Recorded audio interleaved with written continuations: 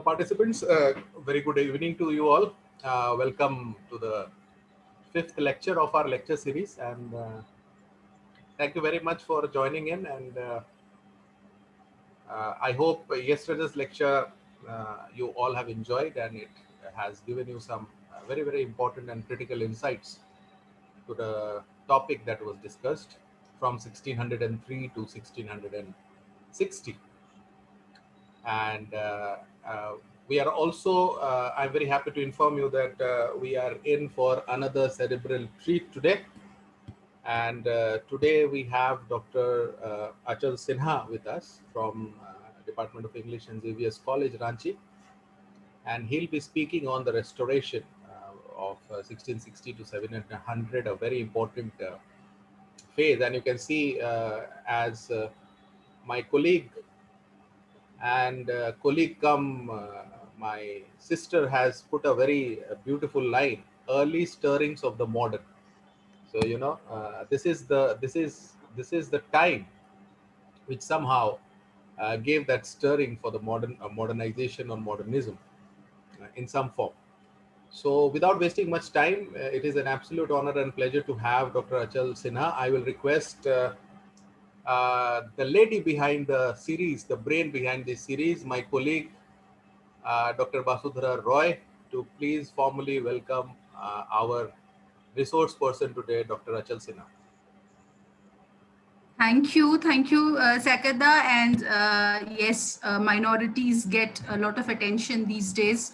Women, I think, also get attention for all the wrong reasons. But yes, I have Sakada, repeatedly telling that I am the one behind it. No, it's not that. Both of us are equally behind it. So welcome. Good evening, all of you. Welcome once again to this wonderful series where we are revisiting history and we are learning to reconnect literature with history. We are learning to relearning to negotiate with socio-historical, cultural, economic conditions of a period.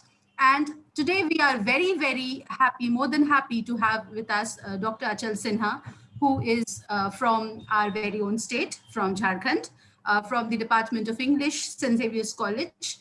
And Dr. Achal has been teaching for more than 20 years, and he has supervised several doctoral researches. He has published 2 books, Ruskin-Bond Trends and Motives, and Diasporic Consciousness, Literatures from the Post-Colonial World.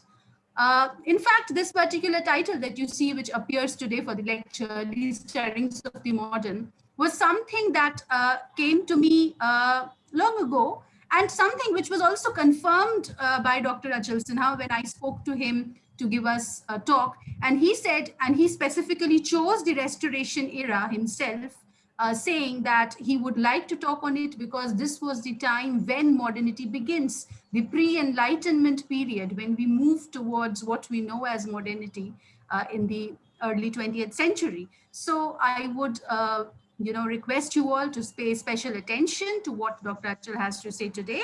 And we thank him very much for being with us here today. Over to you, Dr. Achal. Thank you for the generous praise that you have showered. Thank you, Vasudhara. And I must congratulate both Vasudhara and Dr. Saikat for this very, very interesting initiative and something which is going to benefit everyone. And I'm sure every speaker will be sharing bits of information which shall really add to the existing knowledge about the history of literature in England. And this whole business of the restoration, and I've just marked it, looking at these 40 years. And yes, it was Vasudhara who did call me up, and we had a small little discussion on how we see the beginnings of a new modernity in England. And I would like to focus on how this entire age presents itself as remarkably different, because we witness a clear departure from the earlier modes of thinking and writing.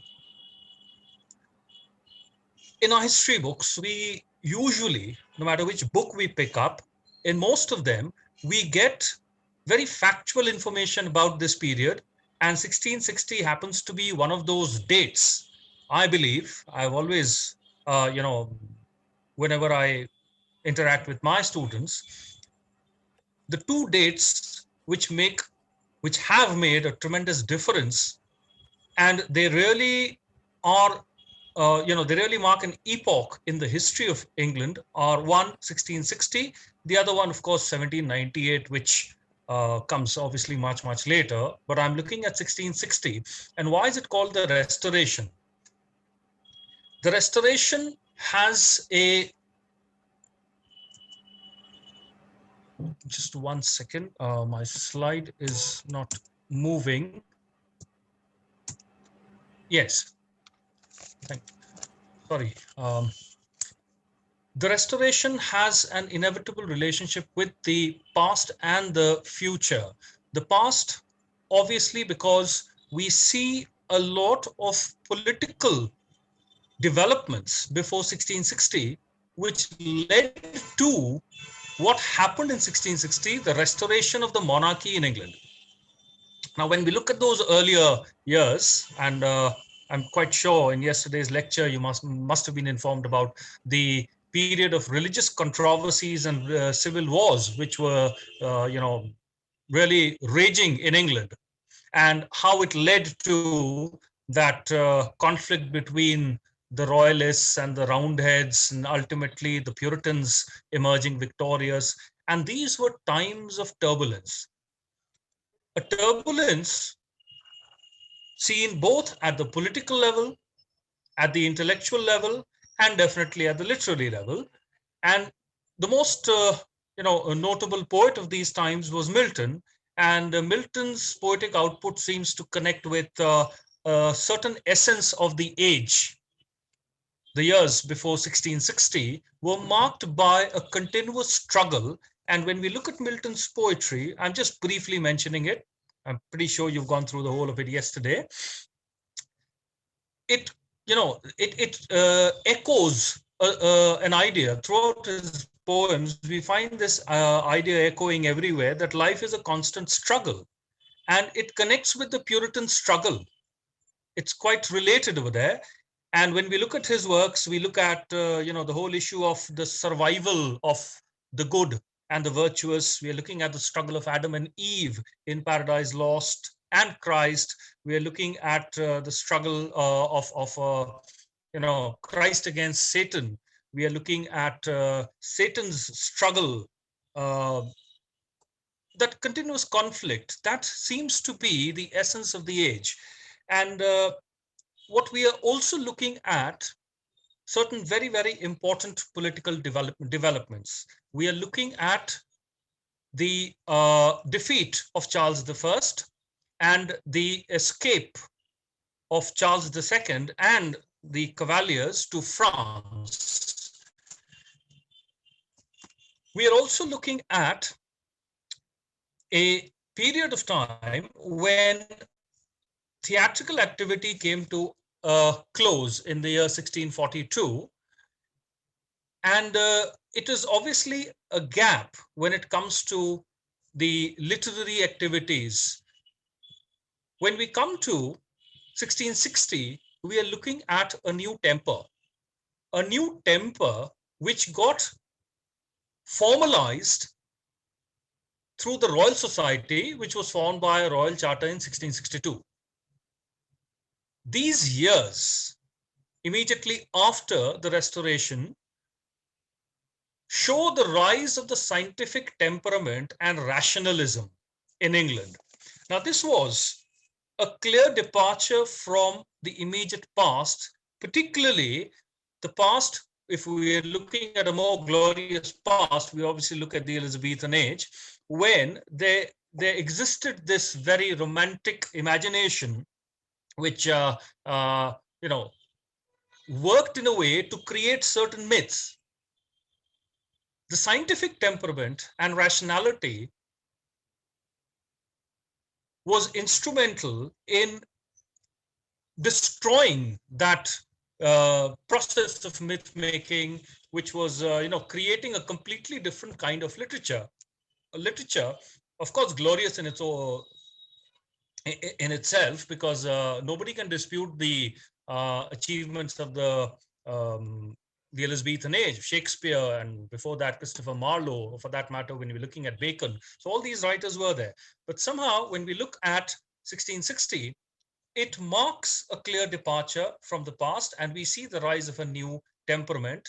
And all the subjects that were now being developed were done with the singular purpose of proving useful for man and society. Now, what exactly happened? In the year 1658, Oliver Cromwell passed away.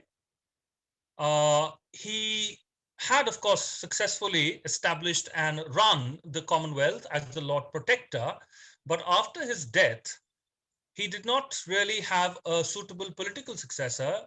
His son Richard, who was chosen as a successor, did not prove to be as worthy as his father, and obviously he could not hold on to the reins of power. And there ensued an obvious chaos, a chaos which compelled the English Parliament to restore some kind of order. And the only logical method of restoring the order was by inviting the exiled king Charles II from France, and he was asked to come and take over the throne. And it was the month of May when Charles returned, and he was greeted with great enthusiasm.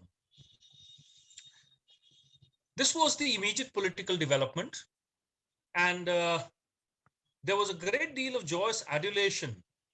The people had obviously grown tired of the Puritan regime. It had been a bit excessive on certain counts because it had curtailed a lot of liberties of the people. And the experiment that had been, well, a lot of historians refer to it as an experiment because it did not last beyond a certain time. And they wanted to establish some kind of a religious order, but evidently it just did not succeed, because had it, as long as Cromwell was alive, it did not create much of a problem. But after his death, we can see how everything disintegrated. Now, this was an important moment. These are what you have on your screen right now are basically the literary or the poetic trends of the preceding age. And these trends did have a bearing on the emergence of the new poetry. And I'm pretty sure by now you have read what is there on the screen, but I'll just mention two little reasons why a new ethos was to emerge in poetry. We are looking at Milton and his poetry, and Milton's poetry, obviously, the most difficult thing to contend in Milton's poetry is his language and imagery, and which has, and of course, the great scholarship that we witness in poems like Paradise Lost. And that style, the poetic idiom, is referred to as the grand style. The metaphysicals had created their own, seek your forgiveness for the use of this phrase, intellectual anarchy. Their imagery was far-fetched. They did not pay any attention to the poetic conventions of rhyme or meter, and there was a lot of obscurity, which had made poetry quite unpopular amongst the readers. And even their poetry was characterized by a great deal of experimentation, the use of these complicated metaphors, which were later referred to as the conceits. All these, the scholarship, this experimentation of the metaphysicals, the language, everything combined in such a way that poetry was no longer intelligible to the common readers. The political and historical background I've just mentioned to you, how we see the formation of the Commonwealth, and by 1653, Cromwell had taken complete responsibility under the title of the Lord Protector of England, Scotland, and Ireland. And I mentioned his death and how things had, things started disintegrating. But that period, from 1642 onwards, we see that civil war and the tremendous amount of political, chaos reigning in England. Now, in this kind of an atmosphere, it was unlikely that we would witness any kind of literary efflorescence. So, whatever we get to see from the 16th, from this time onwards, 1660, is a direct reaction of what preceded 1660. The reason why I put up all that information was only to later on establish how what we see as the trends in poetry or in common philosophy, in thought, was a direct reaction to what existed immediately before 1660. Now, the return of Charles was welcomed by everyone, and Samuel Pepys is one of the most important diarists of those times. We'll come back to him. He records on one occasion about the shouting, and the joy expressed by all, and says it was past imagination. Now, this is considered an authentic record of those times, even though Pepys was not an impartial spectator. But still, as far as any kind of historical documentation is concerned, his diaries are considered quite authentic. And this return of Charles was celebrated by Dryden in his poem Astre Redux. And, it was compared to the establishment of the imperial order by Caesar Augustus way back in Rome. And Caesar Augustus was credited with bringing back normalcy and peace to Rome, and he reigned for 44 years. And of course, this reign was characterized by a great deal of peace, prosperity, because for 44 years, and never in Roman history had they seen peace for such a long time. And that is why the reign of Caesar Augustus is considered so important in Roman history. And Dryden wrote in his poem, you can see the lines, "O happy age fate reserved for great Augustus's throne, the world a monarch, and that monarch you."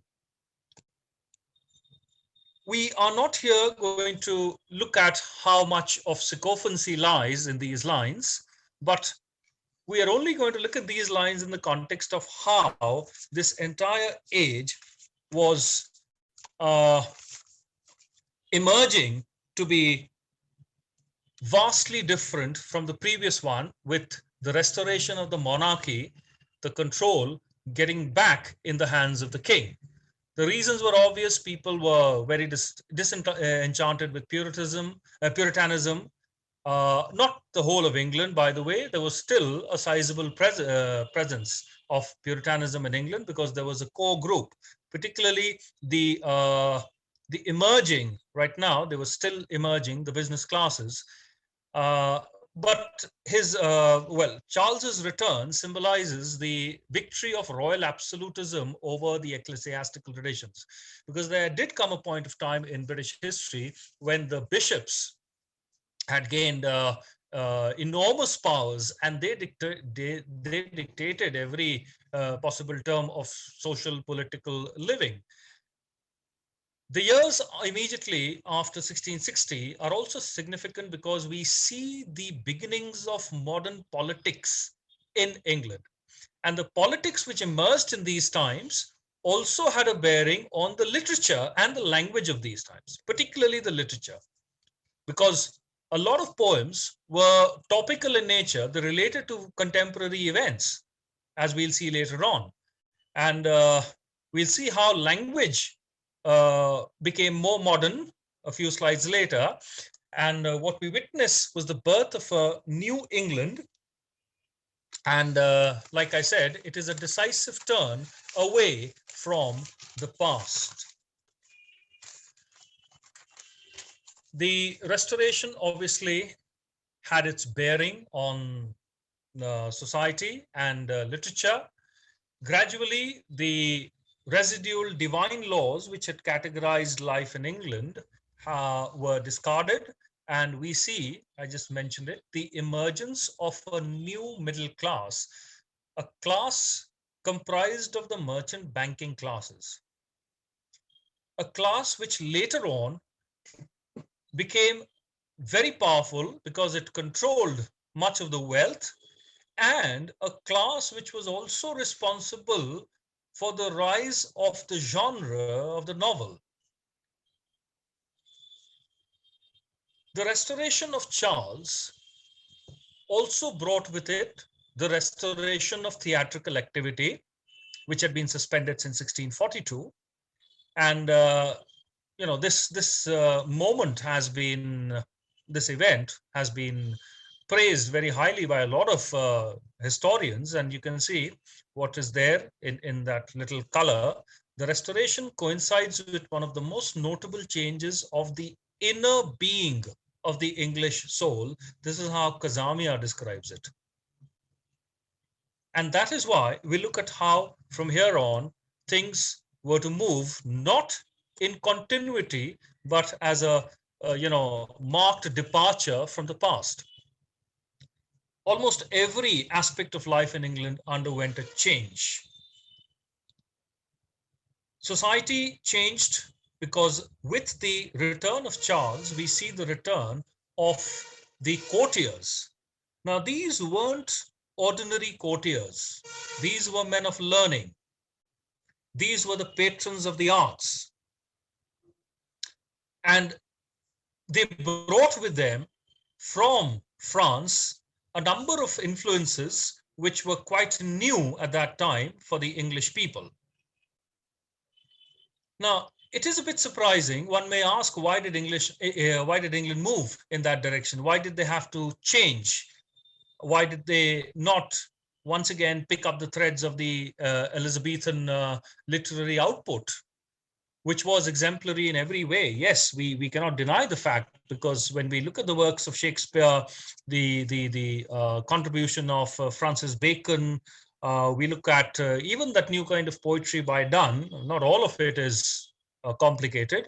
We look at the very extraordinary use of language by Milton. It was a little strange that this society was rejecting all those graces, but there was a singular purpose. The world had been fired by the spirit of individualism and worldliness, two key ingredients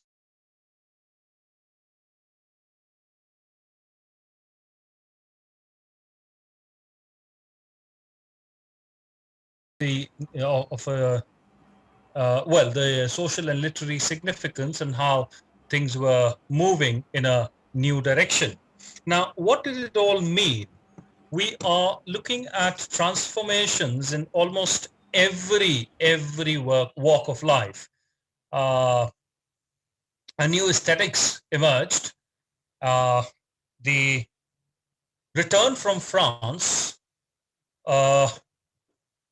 also meant the emergence of a new set of social manners, because this entire group of courtiers, along with Charles, had spent considerable amounts of time in France and it was not just a sudden visit to France. They had previously been interacting with the French on several occasions. So in the later part of this presentation, I'll talk about the influence of France in greater detail.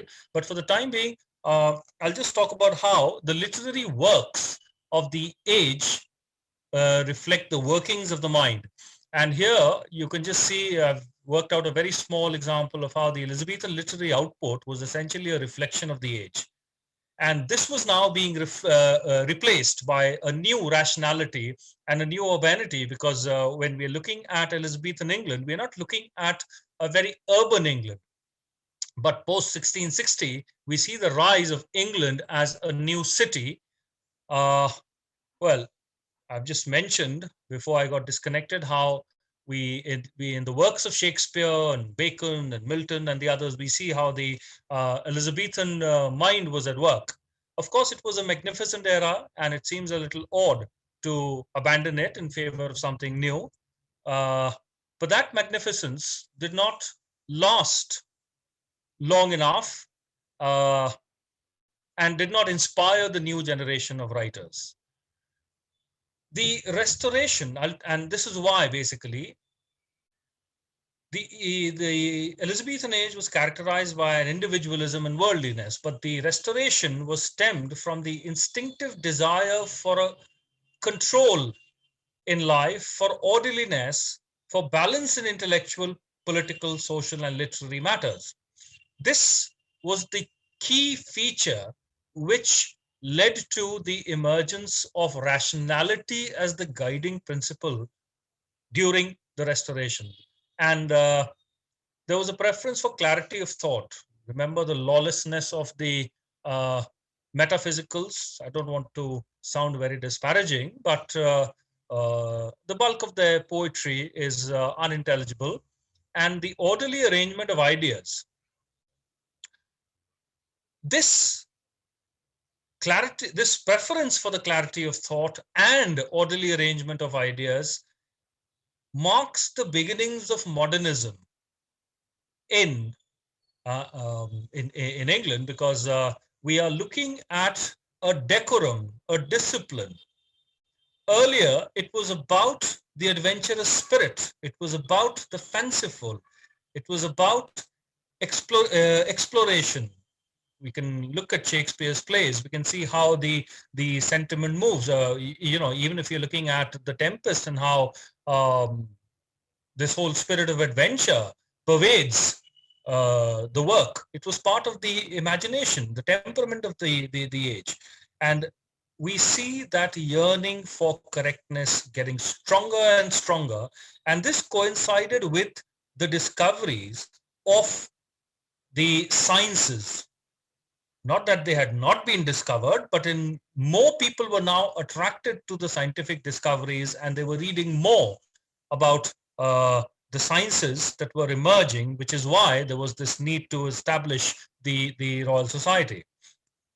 And all these, the thought basically is what contributes to the laying of foundations. And when we look at the thought of Restoration England, it is definitely modern in the sense that it is more closely linked to the 20th century than it is to the previous century or even 40 years ago. The Royal Society played a very significant role because this need had been felt to restore some kind of order and make the sciences useful. It could only be done by forming a body which would look into these technical matters. But the best part about the society was that it had members from different sections of the society, and therefore it allowed also for the existence of, or the bringing in rather, of different aspects of humanist culture. The primary focus was obviously on science, and it helped to introduce a new temper to the age. And most interestingly, it also made language more utilitarian in the sense that the English language was now construed as a medium for imparting information, not just poetry or drama of the imaginative kind, but use language as an important medium. And the primary function of the Royal Society was mentioned in this very significant work, The History of the Royal Society, which came out in 1667. The author was Thomas Pratt, the Bishop of Rochester. And what were those little points of importance for us as far as the English idiom is concerned? He condemned all kinds of ornamentation, any kind of a flowery language, the easy vanity of fine speaking, as he describes it. Of course, the Miltonic strain and the Latinic diction had put in a lot of pressure. Even when we read Milton's prose, the essays that he wrote, they are characterized by plenty of parentheses and a certain diction, which is not easy to follow, and it puts up its own challenges for the reader. The society also focused on the correctness of natural philosophy, because these times, because of the individualism and worldliness, there were plenty of people writing all kinds of things. So now there was this attempt to select that information which was useful, particularly to restore rationality, order, and introduce an intellectual discipline. And therefore, it rejected all kinds of amplifications of thought, of expression, any kind of a digression, anything of a swelling of style, as it is described by them. And the primary demand was to return to a kind of a simplicity or a primitive purity, as they called it, and a brevity, to say as many things in as many words. And this line rather was the most important part of that dictate on language. And you can read for yourself the kind of emphasis it puts on simplicity, where it's exacted from all its members a close, naked, natural way of speaking. Natural way of speaking, positive expressions, clear senses, a native easiness, obviously implying we need to get rid of all kinds of ornamentation, particularly that Latinate diction, bringing all things as near the mathematical plainness as they can, and preferring the language of artisans, countrymen, and merchants before that of wits and scholars. This is that key idea which emerged as far as language was concerned, and every member now followed this diktat because they found it made good sense. It is very evidently an appeal for a simpler idiom, free from rhetorical devices, free from any kind of ornamentation, free from any kind of figurative expressions, which would not connect naturally with the thought that was being expressed. And most importantly, this kind of a style was absolutely unsuitable for any kind of scientific presentation. Because the sciences were now gaining popularity, there was also this need for an idiom which would convey those basic concepts of science in the simplest of manners. And it seems that there was this injunction against all kinds of rhetorical flourishes, and English prose was now to become the agency to articulate the evolving intellectual currents. This approach obviously spread to all the academic disciplines, and this consciousness, as we can see, is definitely much closer to the next century, the Enlightenment, and even up to the 20th century, because we see a continual process towards this kind of a simplification. And that's why we say that the Restoration marks the beginnings of, or as you can see in the title itself, the early stirrings of the modern. The courtly life was a very, very interesting one, because this monarch now, who had returned from France, was basically a very, very lazy man, given to pleasure. But the extraordinary thing was, he was also a patron of the arts.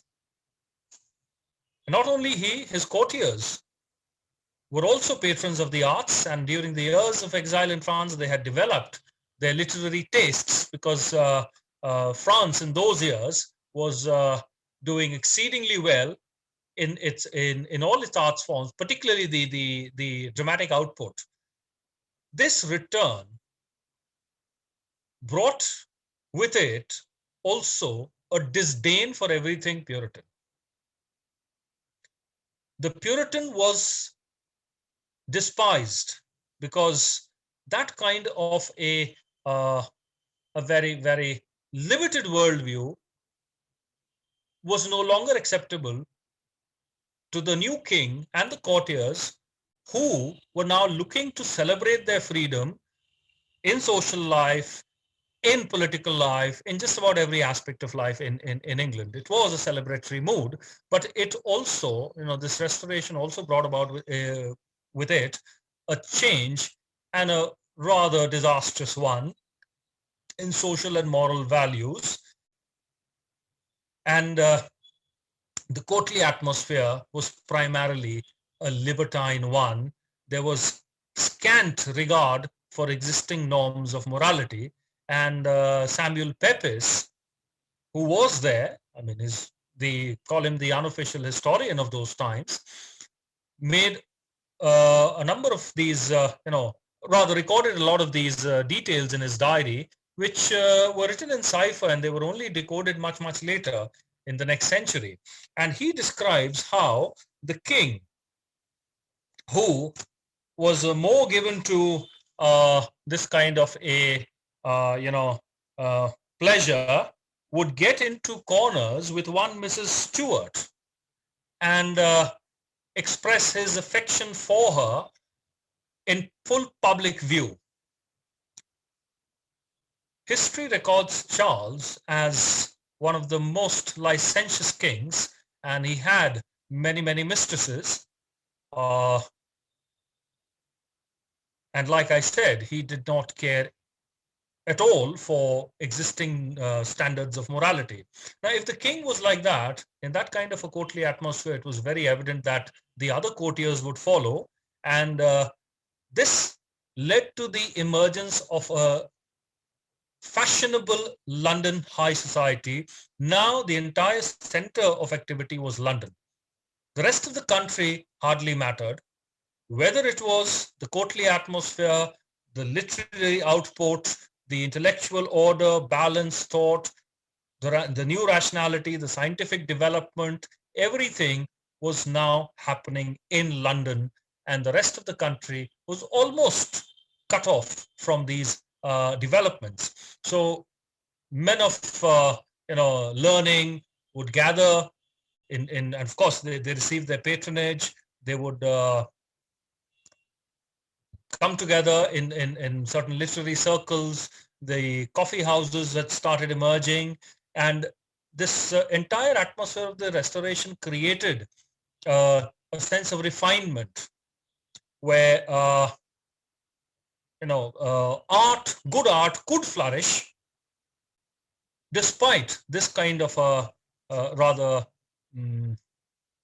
immoral courtly atmosphere. Anything which was non-restoration, which was not contemporary, was despised.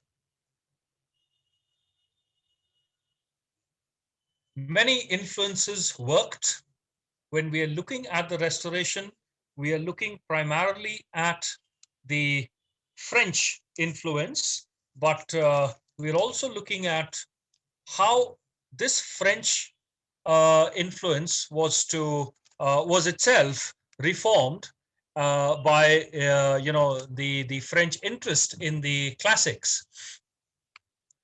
When we look at the influences, Elizabethan England had largely been influenced by the Greeks, and during the Restoration times there was this new emphasis on order, and the original Augustan age, we can see earlier on that comparison made with Caesar Augustus.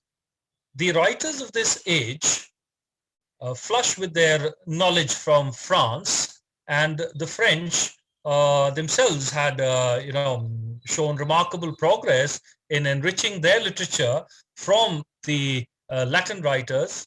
So it was very obvious that the writers of the Restoration would turn to the original Augustan age and start studying and imitating the works of writers like Virgil, Ovid, Lilly, and Horace.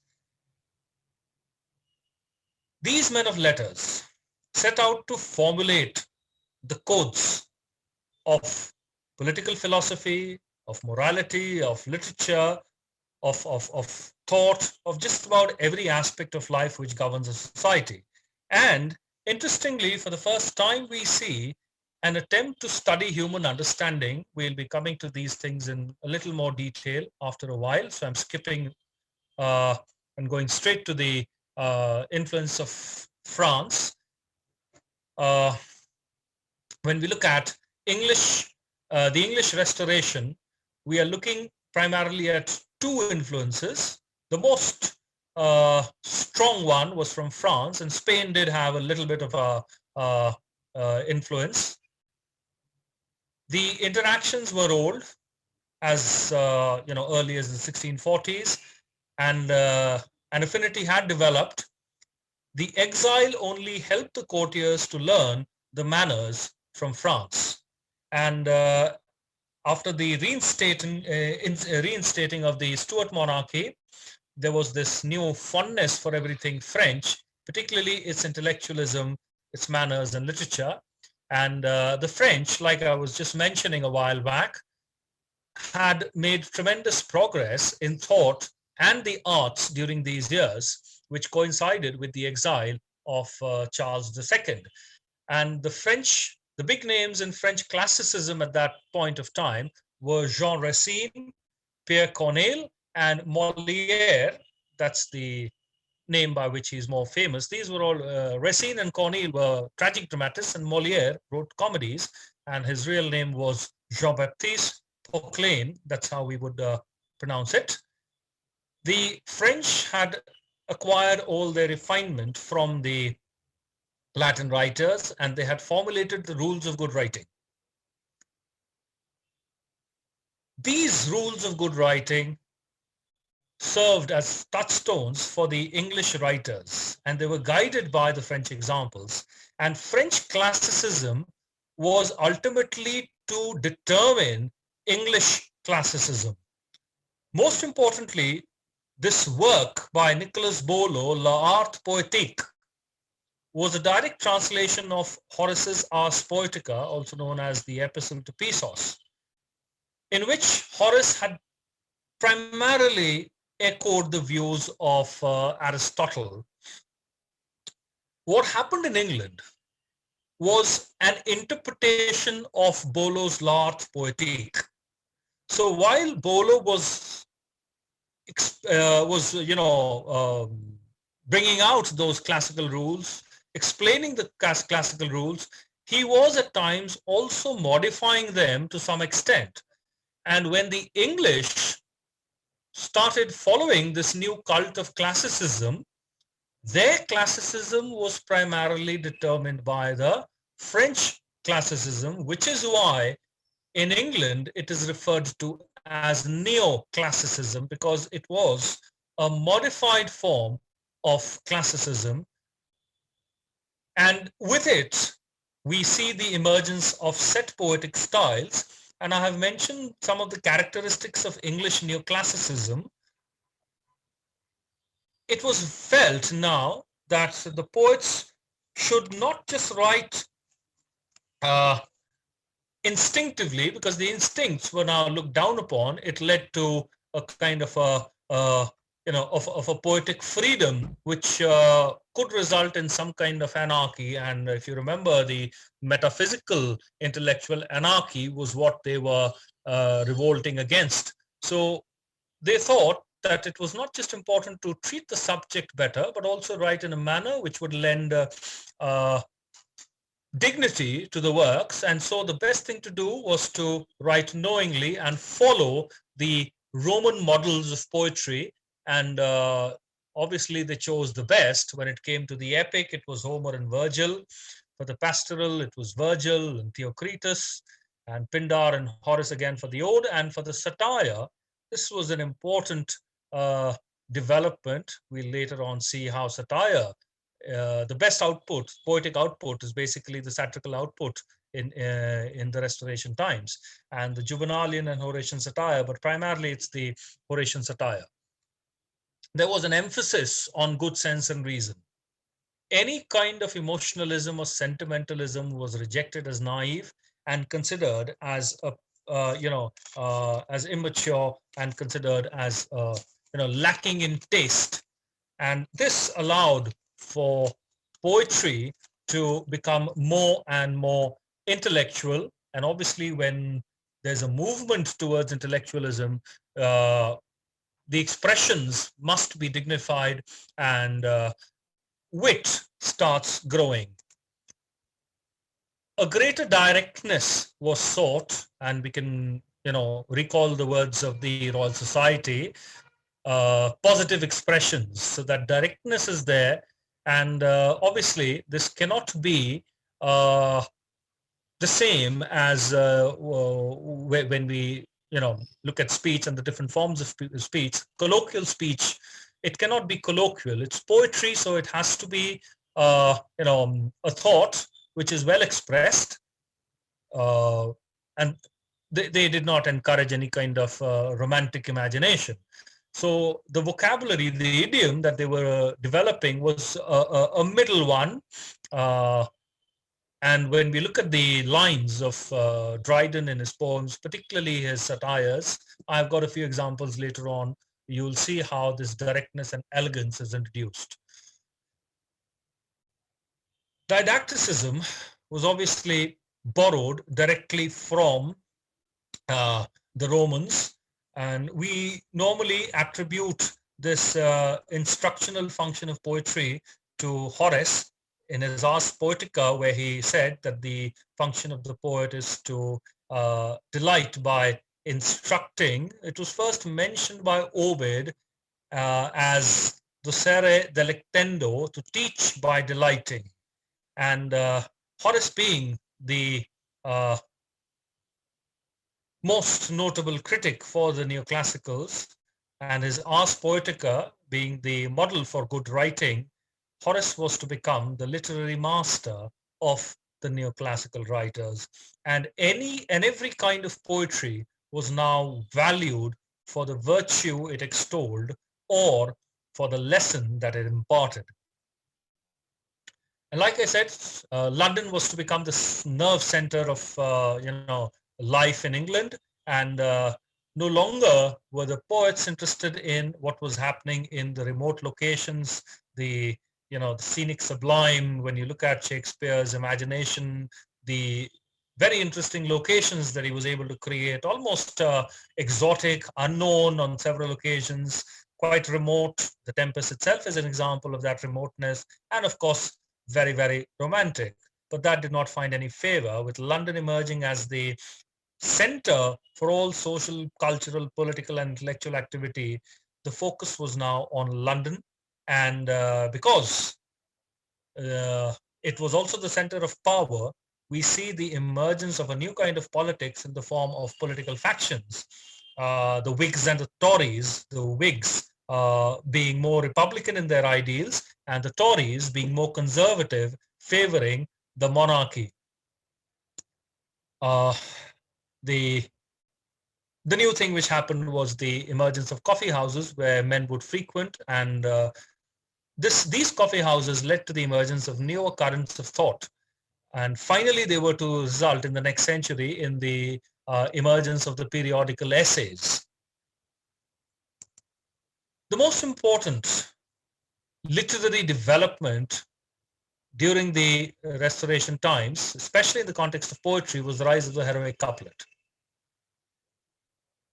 We have to look at the context in which the heroic couplet became popular. The age was essentially unheroic because there was nothing extraordinary to define this age in terms of an achievement, unlike in the Elizabethan age, when English pride swelled with the defeat of the Spanish Armada in 1588 and England gained mastery over the seas. It ran concurrent with the national pride as it was emerging under Elizabeth I, and her reign was marked by a great deal of stateliness. But Charles II's reign was marked by a rather licentious courtly atmosphere. And in terms of what happened, well, the most important things I've just mentioned over there, the most notable events between these 40 years were the wars with Holland, which did not last long. Of course, England won. There was this great plague of 65, the great fire of 66, which destroyed most of London. There wasn't really something great or grand about the rise of political factions. And if at all, there was something important in political terms, it was the rebellion of the Duke of Monmouth, the legitimate son of Charles II, which finally culminated in the Glorious Revolution. Often this date, 1688, is thought of as one of the most important dates in British history. It has its own importance in the sense that it was a revolution where not a drop of blood had been shed, but well, it was basically James II getting deposed and William III and Mary II of Orange coming and taking over the throne of England. Other than that, we don't really see any event which would lend pride to the nation. The couplet emerged in a certain context, a context devoid of heroism. And in order to impart grandeur to poetry, a need was felt to refine the blank verse. The couplet combined with the intellectual temper of the age. The heroic couplet is the rhymed iambic pentameter line. And when we look at the dramatic output of the Elizabethan and the Jacobean times, they're all written in blank verse or unrhymed heroic couplet, where, you know, which comes closest to the language of everyday conversation, and that you know, the iambic structure, the unrhymed iambic structure, lent its own grace to the dramatic output in poetry of those times. We've seen the, you know, the plays of Marlowe or Shakespeare and their sonnets. The couplet was not invented during these times. It had already existed, but now some changes were required, and there was a need to make it self-contained or closed. That is, an idea would be completed within 2 lines. Of course, it was not always possible. Sometimes there was the run-on line. The idea would move on to the 3rd line, sometimes the 4th line. But then it helped to bring about a new kind of polish in poetry. The idiom had been simplified, but the simplification of the idiom had to be compensated by some kind of a grandeur, and it was this rhymed couplet which was going to do it, and the polish that it was going to bring in poetry. And this became the, rather this brought in a lot of glamour to poetry, and gradually the age started identifying with the the grandeur of the couplet. Now, one would say it is a bit odd because some of the best poetic lines were written in the irregular beauties of Shakespeare and Milton. Nevertheless, we are looking at a departure, and like I said, on several fronts, sometimes from the minute to the to those of great importance, we are looking at departures from the past. So correct poetry was part of the new spirit. Now, this spirit was not natural, but it was cultivated. There was a need to blend this confident modernism with a new sense of national pride so that it could be justified in cultural history.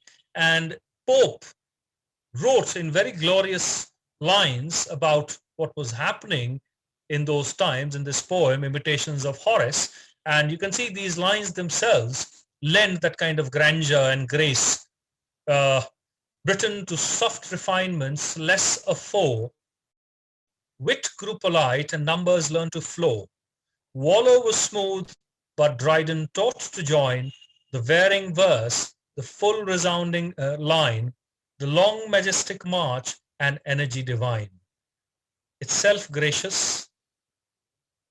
You can see the choice of words, very simple, all part of everyday vocabulary, but the kind of simplicity and grace that comes with this kind of versification. Pope was obviously to improve upon the achievements of Dryden as far as the heroic couplet was concerned, but Dryden himself was one of the best, one of the finest exponents of the heroic couplet during the Restoration times. Of course, it was a remarkable historical context where British history had nothing really to claim in terms of achievement except through the arts, and the writers were consciously aware of this kind of the absence of something. So a new spirit had to be cultivated and a grandeur had to be lent to it, and what better means than the arts, and poetry, of course. Neoclassical poetry was the best way forward. Of course, much of the credit of lending grandeur to the couplets, the heroic couplet, goes to Dryden, and his stamp remains forever. And he was praised very highly by generations of critics. And you can see what the critics have said, and specific scholars on Dryden have said. Samuel Johnson said, "By him we were taught to think naturally and express forcibly." Eliot was more glorious when he said, Dryden found the English speechless and he gave them a speech. Now, what could be a greater form of praise?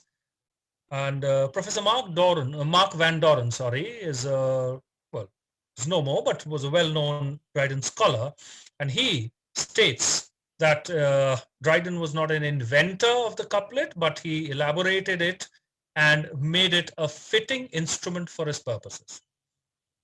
Of course, his achievement lies in imparting an easy vigor, a strength, yet a sweetness to the idiom, and which obviously carried his satiric genius best. Most of his poems have themes and subjects which are portrayed rather, eulogistically. It's praising the object of his ridicule, but it's not, of course, he's making fun of certain. When we look at his satires, I'll get back to this. It's not an idiom which is that of a lampoon. It's not a direct attack. It's not making fun or mocking at someone, but he's essentially, doing it in a heroic style. Dryden, because, he's not, like I said, not the inventor, but somebody who did make a lot of effort in improving the idiom. In one of his works, pointed out what that heroic idiom was, or what the wit was, and he says the proper wit of an heroic or historical poem is not the jerk or sting of an epigram, nor the seeming contradiction of a poor antithesis. It's not about a poor comparison, making something, comparing something grand with something poor. It is so neither it is so much the morality of a great sentence, but a lively and apt description, dressed in such colors of speech that it sets before the eyes the absent object as perfectly and more delightfully than nature. And there is a remarkable rapidity. We never find his lines cumbersome. Nahum Tate, who had collaborated with him in the second part of Absalom and Achitophel, wrote this in praise: the dialect as well as sense invents, and with this poem a new speech invents. Now, when we look at I'll come back to Dryden again in more detail, but I thought of just including a little bit of information on two other poets who were not major poets, but they did make a small contribution, which led to the emergence of the new poetic ideal, and these were Edmund Waller and John Denham. Much of their lessons were drawn from Ben Jonson, and they did combine some of the elegances of the Cavalier poets, and the output was very, very small as far as these two poets were concerned. Just some lyrics basically, but they did they do form a part of the poetic output of the age. There were others of lesser importance. We can just conveniently refer to them as the minor poets, like Charles Sackville, Charles Sedley, They were essentially courtiers, and I did mention that the courtiers were just not lecherous, but they were also men of taste and refinement, and they were men of letters. They were also writing a lot of works. Could be lyrics or some other forms of work, but they were all actively engaged in some kind of literary activity. Dryden began his literary career with a lot of topical poems, starting off, and it's self-explanatory, heroic stanzas on the death of Oliver Cromwell. The next one, Astra Redux, was a celebration of the Restoration. I've made an earlier mention to it, and the lines which recall the atmosphere and how the people were quite happy, and the kind of comparison he made with Augustus Caesar. There was these incidents, like I mentioned, all described in his poem Annus Mirabilis, or the Wonderful Year. And you can see the titles, they're very Latin. And all these testify to the influence of ancient Rome. And it was quite an ambitious poem, Annus Mirabilis, because it was the beginnings of what we see in terms of the longer poems, and it was written in 304 quatrains. This was his own little description that he provided. And Dryden was not immune to the political developments. On a personal level, he was quite engaged with what was happening. And of course, he had remained a Protestant for most of his life, but it soon became apparent. Remember, Charles II did not have any heir. He did have an illegitimate son, the Duke of Monmouth, James Scott. We'll be coming to him in a while. But as such, he did not have a legitimate heir. Charles II was a Protestant, but his brother James II was a Roman Catholic.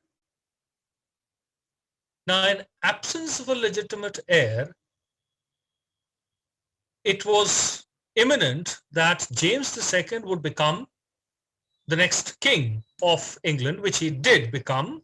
He did ascend the throne in 1665 after the death of Charles II. Now, Dryden was initially a Protestant, and he wrote a poem defending the Protestant church against the Roman Catholic Church, Religio Laici, or the layman's religion. But when it looked imminent that James would become the emperor, of course, it was out of self-interest that Dryden did it. Dryden converted to Roman Catholicism, and after converting to Roman Catholicism, he wrote this poem, The Hind and the Panther, in which he defended the Roman Catholic faith against Protestantism in a period of anti-Catholic sentiments. Now, to understand this, we just have to go back a little bit in time. If you remember the Reformation, the breaking away from the Roman Catholic Church, the establishment of the Anglican Church, Protestantism was firmly entrenched in England. The people were no longer willing to revert to Roman Catholicism. And there was this evident fear that if James were to become the monarch, he might once again accept the papal authority. And this was a real apprehension, and it was in this context that there existed a great deal of anti-Roman Catholic sentiment, and Dryden converted to Roman Catholicism.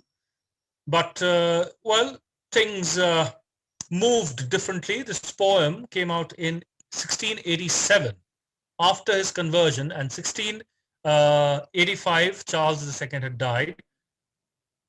Now, despite the deposition of James II, Dryden was to remain a Roman Catholic. Of course, he lost his position as poet laureate and historiographer royal, but nevertheless, he continued with his new faith.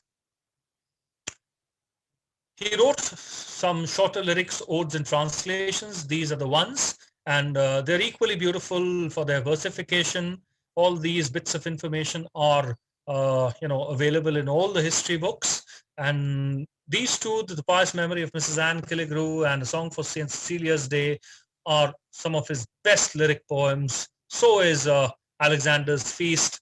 The others are translations. And you can see why I've mentioned all this is only to emphasize how the literary output of these times was influenced by the original Augustan age, because there's a translation of Virgil's Aeneid, the satires of Juvenal, Ovid's epistles, and then the Italian, Renaissance poets, Boccaccio. They themselves, of course, had been drawing their influences from the past.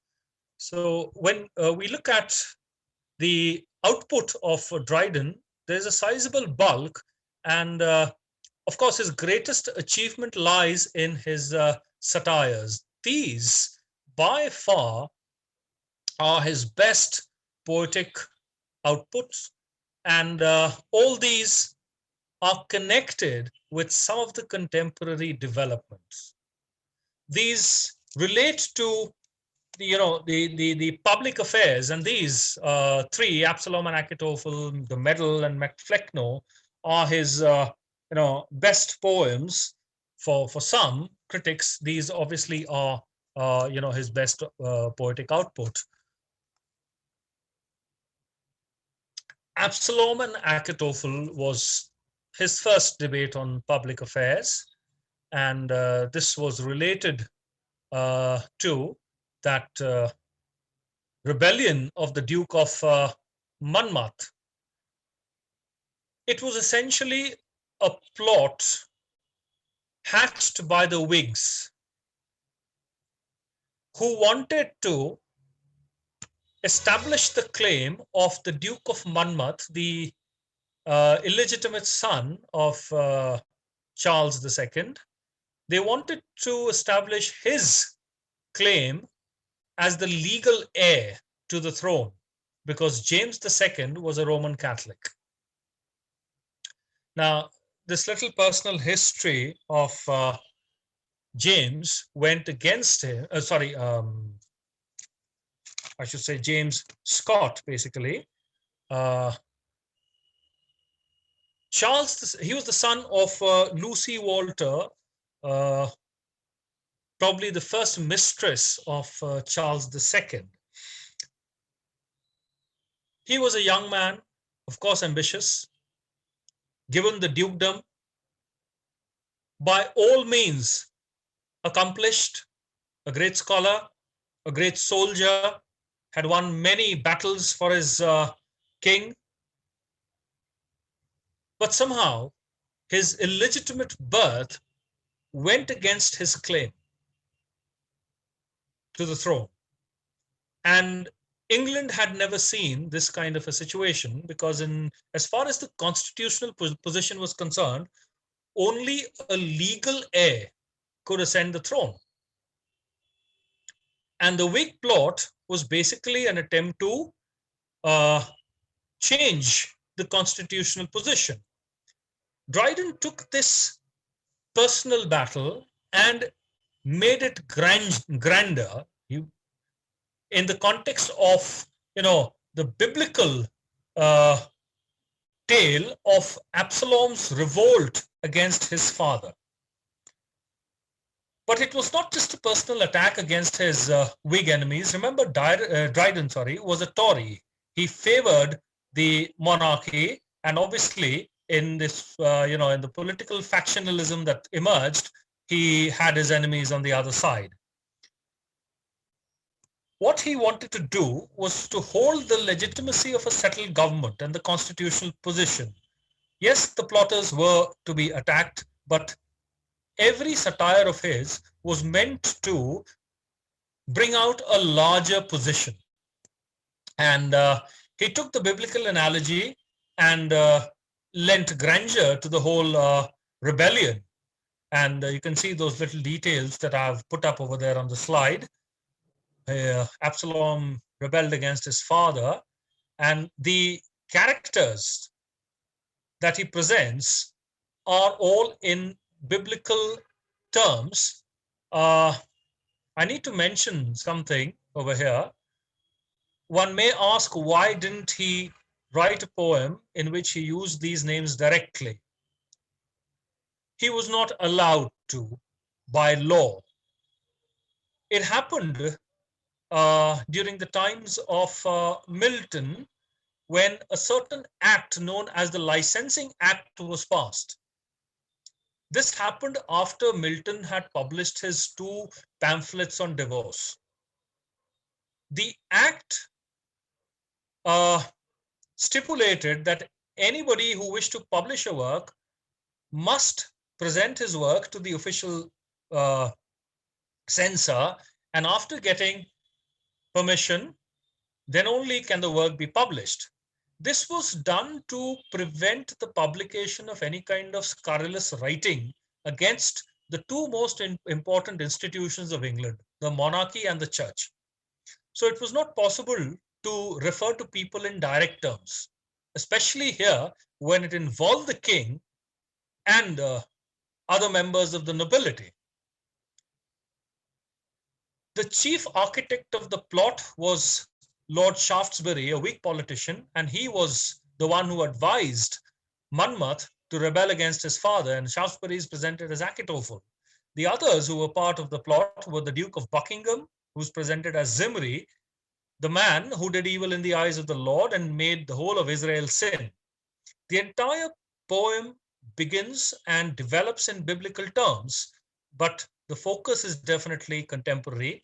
By using this kind of a method of writing, Dryden was able to bring out the contemporary position, mention the current constitutional crisis in clear detail without getting pointed out for having violated the norms of the Licensing Act. Of course, his greatest ability lies in amplification, because he was able to make it grander than it was. And of course, there is a remarkable rapidity as far as the movement of the couplets are concerned. The second interesting satire was the medal. Now, this was again based on a contemporary development. The rebellion was quelled. Well, the Duke of Monmouth was beheaded in 1685, and a trial was started against the plotters, particularly Shaftesbury, and they were charged for sedition. It just happened that there wasn't enough evidence to prove that Shaftesbury was the mastermind behind this plot, and he was exonerated. This exoneration resulted in the Whigs issuing a medal inscribed, "Let us celebrate." And Dryden had some personal enmity with Shaftesbury, the Duke of Buckingham, and the Whig poet Thomas Shadwell. After this medal was issued, Dryden wrote a satire titled "The Medal," and the chief target over there was Shaftesbury. Thomas Shadwell, the Whig poet, replied to this with another poem hitting out at Dryden, and called it "The Medal of John Bayes." This name, John Bayes, was given mockingly to Dryden by the Duke of Buckingham in his play The Rehearsal. Now, Duke of Buckingham was also one of the courtiers of Charles II. This obviously angered Dryden, and he decided to finally settle his cause with Thomas Shadwell, and he wrote this poem, Macflecknoe. It is again drawn in a very, very interesting manner. And while he is attacking Thomas Shadwell He's doing it in the mock heroic style. It's not just, an indictment of bad poetry. It's not an invective, a personal attack against Shadwell. Yes, it is. But he is able to elevate the whole poem into a panegyric on bad writing. And he presents this whole kingdom of bad writing and Richard Flecknoe as the king. And that little information is there on the slide.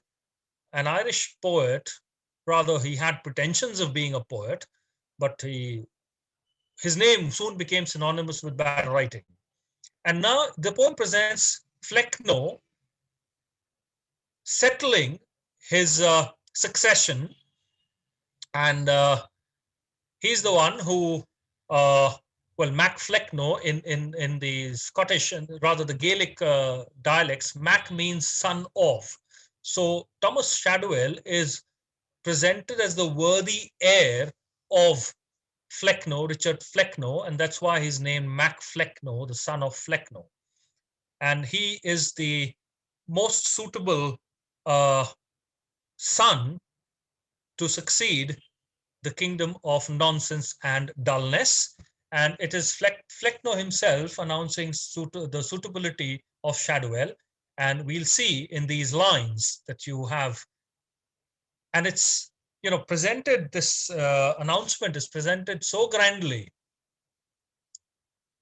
Actually, I have not included the opening lines, but I do remember those lines. So allow me to recite those lines.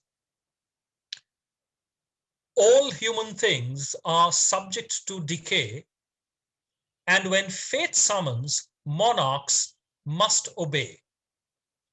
This Flecknoe found, who like Augustus Young was called to rule, and it just goes on. You can see the grandeur, the mock heroic, that style of making things grand.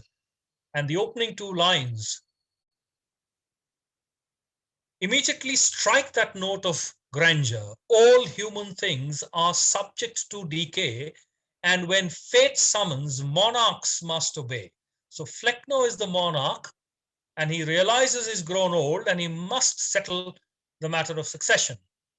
And as the lines move forward, we come across these lines in which he announces Shadwell's suitability. And you can see how beautifully they are written using simple words. And I've been repeatedly talking about the rapidity of movement. 'Tis resolved, for nature pleads, that he should only rule who most resembles me. Shadwell alone my perfect image bears, mature in dullness from his tender years. Shadwell alone of all my sons is he, who stands confirmed in full stupidity. The rest to some faint meaning make pretense, but Shadwell never deviates into sense. You can see the manner in which Flecknoe is praising Shadwell. It is evident that although it is a compliment, it bears the content of an insult.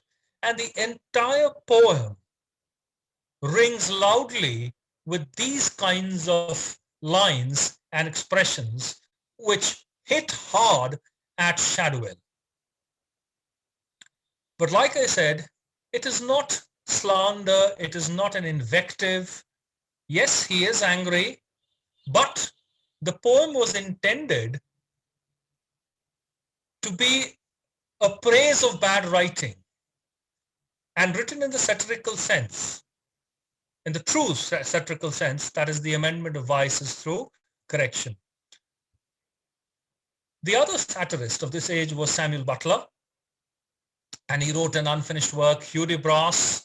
Once again, this was an attack on the Puritan sensibilities, and he wrote it in the manner of a burlesque, a parody, and satirizing the Puritans. Its essential model is the Spanish writer Miguel de Cervantes and his work Don Quixote, and these little details of how a Puritan knight, accompanied by a faithful squire, goes about targeting all kinds of entertainment in the land, and the whole idea is to target, to hit out the folly in contemporary thought, and the extravagance, the contemporary thought of the Puritans, and some of the extravagance which had seeped in the philosophical thought and certain scholastic endeavors. Obviously, it's a grotesque presentation meant to arouse ridicule. There was one writer of note who was still carrying forward with the Puritan ethos, and that was John Bunyan. And well, his works continue to exhibit the Puritan sensibilities, that essential conflict between good and evil, man's soul struggling in a world of vice. And these poems, Grace Abounding, was basically his spiritual autobiography. His Calvinistic belief is brought out in that poem. The Pilgrim's Progress is written as an allegory, Christian making a journey from the city of destruction where sin abounds and moving towards a salvation to heaven. And the Holy War is also like that. This is by and large the poetic output that we see of the Restoration times. This age also presents to us a sizable, well, small, I should say, a body of prose writing, but I've selected only the important ones over here. And the most important one was obviously Dryden's essay on dramatic poesy, the most important piece of writing on literary criticism, which began in England with Philip Sidney. And obviously the next stop is Dryden's essay on dramatic poesy, followed by Pope's essay on criticism, and that's how things move.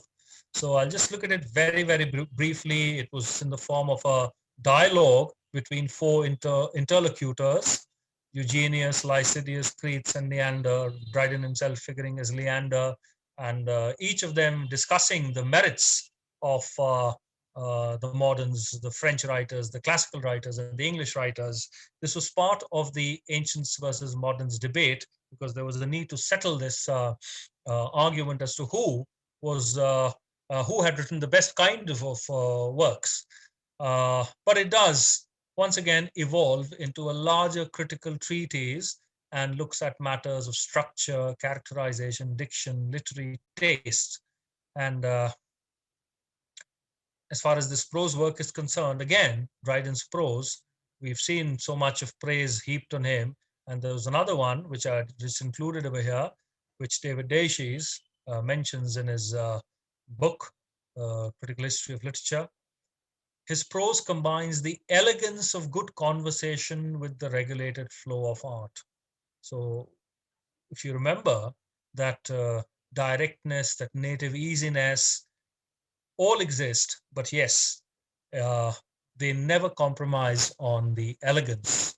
It was not a very erudite diction like that of Milton, but it was definitely very, very elegant. The other prose works which are of importance are the diaries of Samuel Pepys and John Evelyn. I just mentioned a while back that Samuel Pepys is often referred to as the unofficial historian of the times, because he included in his diaries a lot of details of the public affairs. And yes, of course, since it's a diary, there would be some private details over there, but primarily it focused on we get a picture, rather a rather clear picture on the court politics and the high society of the times. Evelyn diaries shed light on his on contemporary life, because they're focusing more on his travels, and through the details we get to know what kind of life was lived in those times. It's largely his travels through the continent, but it does give us a fair indication of the kind of society that existed at that point of time. But these are essentially a bourgeois kind of writing, a middle class kind of writing. But yes, they are valued because they are an authentic source of information as far as the age is concerned. how could philosophy have remained behind in these times when there was a stress on reason and a greater decorum as far as intellectual thought was concerned? Much of it was a continuation of some of the earlier hypotheses on reason and human thought, which was, which we see in the works of Thomas Hobbes or Newton or even Rene Descartes. We are looking at a certain development of thought, and that progressive thought is what characterizes the philosophy of these times as modern. The focus was on human understanding, and Hobbes had written this in his work.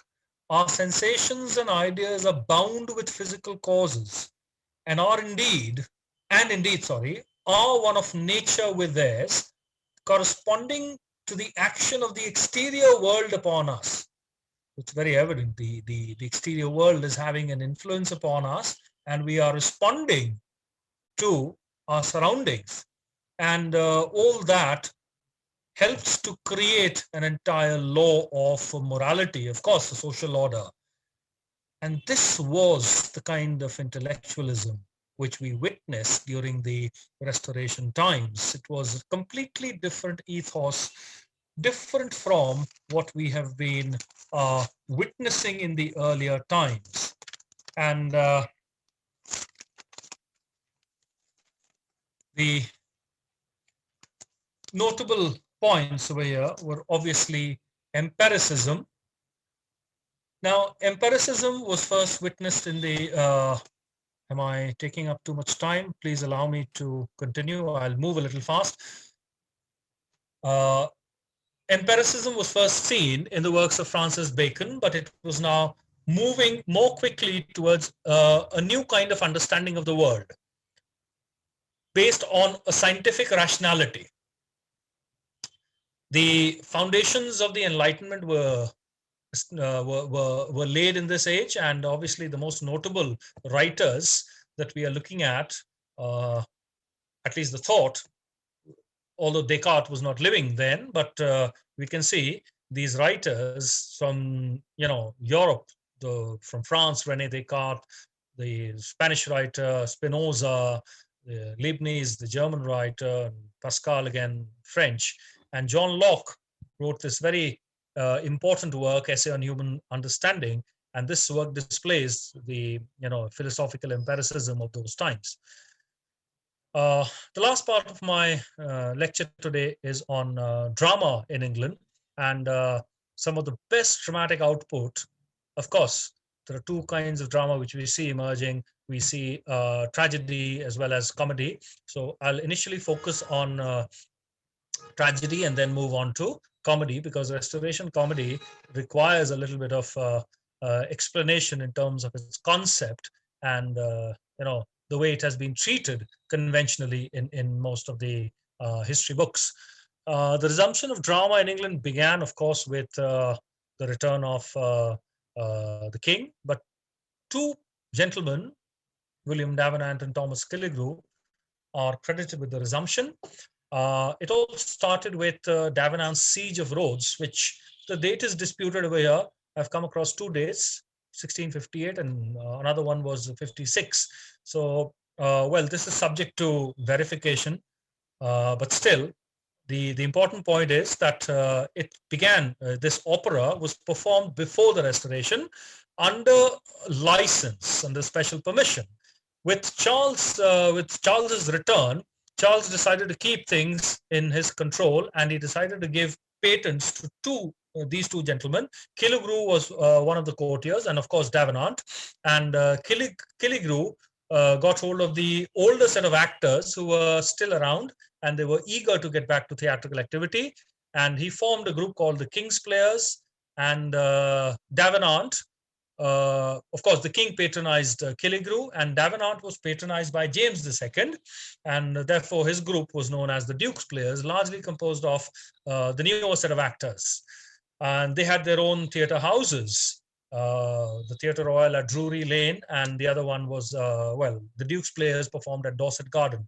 But this was an important development. Other important developments were changes in the architecture. The Elizabethan Theatre was open and it had to be performed in natural light. But now theaters had a roof, there was artificial lighting, and well, stage settings as primitive or simple started appearing. There was a background, and you know, we for the first time we see the introduction of women as actors on stage. In the Elizabethan times, young boys had to play those parts, but now we have women for the first time performing on the stage, and this definitely is one of the most remarkable changes that we see in theatrical activity. Uh, Restoration drama was of two kinds: tragedy, it's also known as heroic tragedy.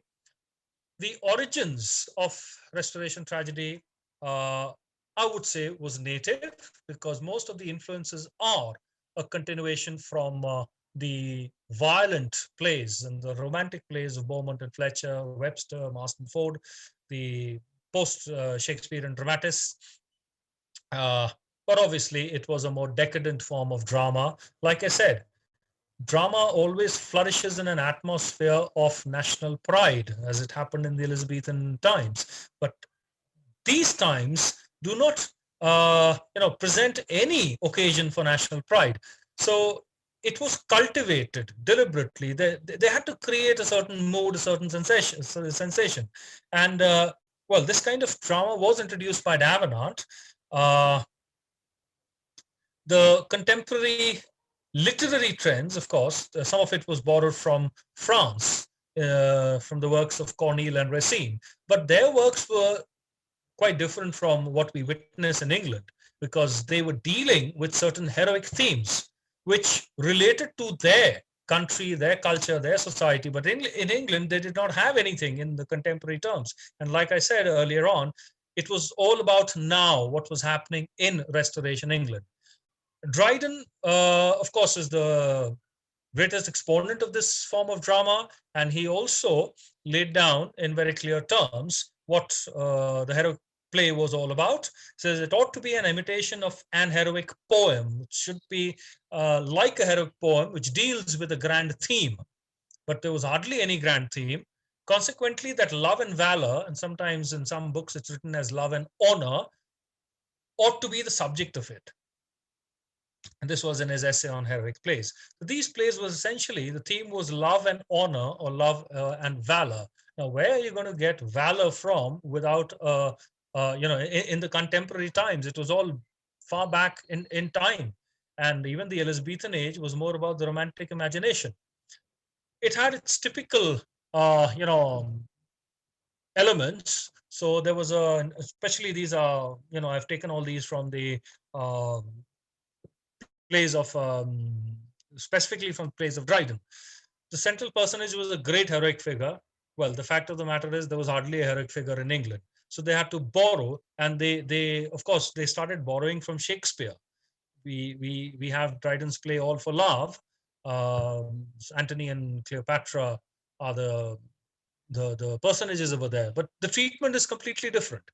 It's not like the Shakespearean one, and the incidents are inevitably exalted. They are quite artificial. Because they were trying to construct a new ethos, we see a great deal of that artificiality, of, a deliberate attempt to cultivate something. The language, of course, was very flamboyant. The style was very declamatory. The heroic couplet, they were compelled to use the heroic couplet because the ambience of the theater was not a very civil, decent one. Although some of the nobility came, not many of them were, interested in the goings on the stage. Most of them were busy with their own activities, and the theaters, because they started allowing women, and they had, gradually deteriorated into dens of vice, and they weren't the most respectable places to be, and it gave the gallants of those times an advantage to indulge in their rather immoral activities. And most of the times, the audiences were unconcerned about what was being said on what was being enacted on the stage, and the dialogue was completely lost. So this loud declamatory style, obviously, was helpful because the actors just had to mouth the dialogues. It was easy for them to remember the lines in the heroic couplet and just go and mouth those lines, irrespective of the fact that the audience was interested or not. And the stage settings, obviously, I mentioned the architecture changed. So a new lavishness was introduced, and there was a lot of pomp and show as far as these plays were concerned. Not much to appeal to the imagination of the spectators. Nevertheless, this kind of drama remained popular during the initial 20 years of the Restoration, because after that we see the emergence, the popularity rather, uh, of the Restoration comedy of manners. It had emerged as early as 1664, but the popularity was seen around, or rather after that time. So these are the plays of Dryden. I've just prepared a small list. Each, and you can see each seems to be built on a set plan. So, sorry. And these are, very stereotypical. There's nothing new regarding these plays. And no matter how rich the plots were, no matter how neat the structure or the brilliant rhetoric, well, they did lend some grandeur. We are not completely,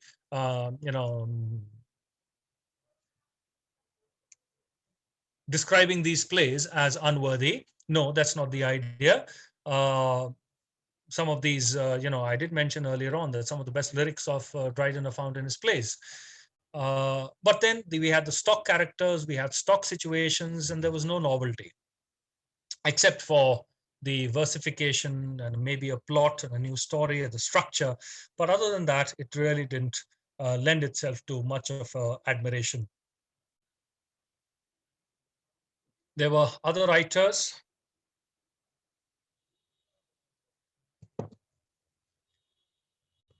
And these were the lesser known writers with their works. I'll just skip through. I guess we might run short of time, so I'm just skipping through this. It's all there to be found in different books as factual information. We now come to Restoration comedy, and this is one of the most interesting literary outputs of the age. Of course, the best after satire, because it portrayed a certain kind of life, the life of London high society, which was amorous. I had mentioned that Restoration Society, and particularly Restoration High Society, was in rebellion against everything Puritan. And they were looking to trample upon every notion of Puritanism, including the ordinary standards of morality. And they deliberately cultivated a lifestyle which was highly stylized. And you can see I have used the word amoral over there for a deliberate reason, because in most of the books, there is this mention of the immorality of London high society and the immorality of Restoration comedy of manners. The choice of word amoral is important because these people were not adhering to any set of moral principles. None existed for them. The plays were primarily concerned with the love intrigues of the principal characters, and we find them inevitably entangled in some kind of extramarital or scandalous affair. Yes, this was once again a part of the unheroic age. They were trying to do something new. They were trying to discover something new. It was part of an experimentation, a larger experimentation. It was a world where we see a deliberately cultivated ethos. And one of the things which happened in the analysis of Restoration comedy was this very,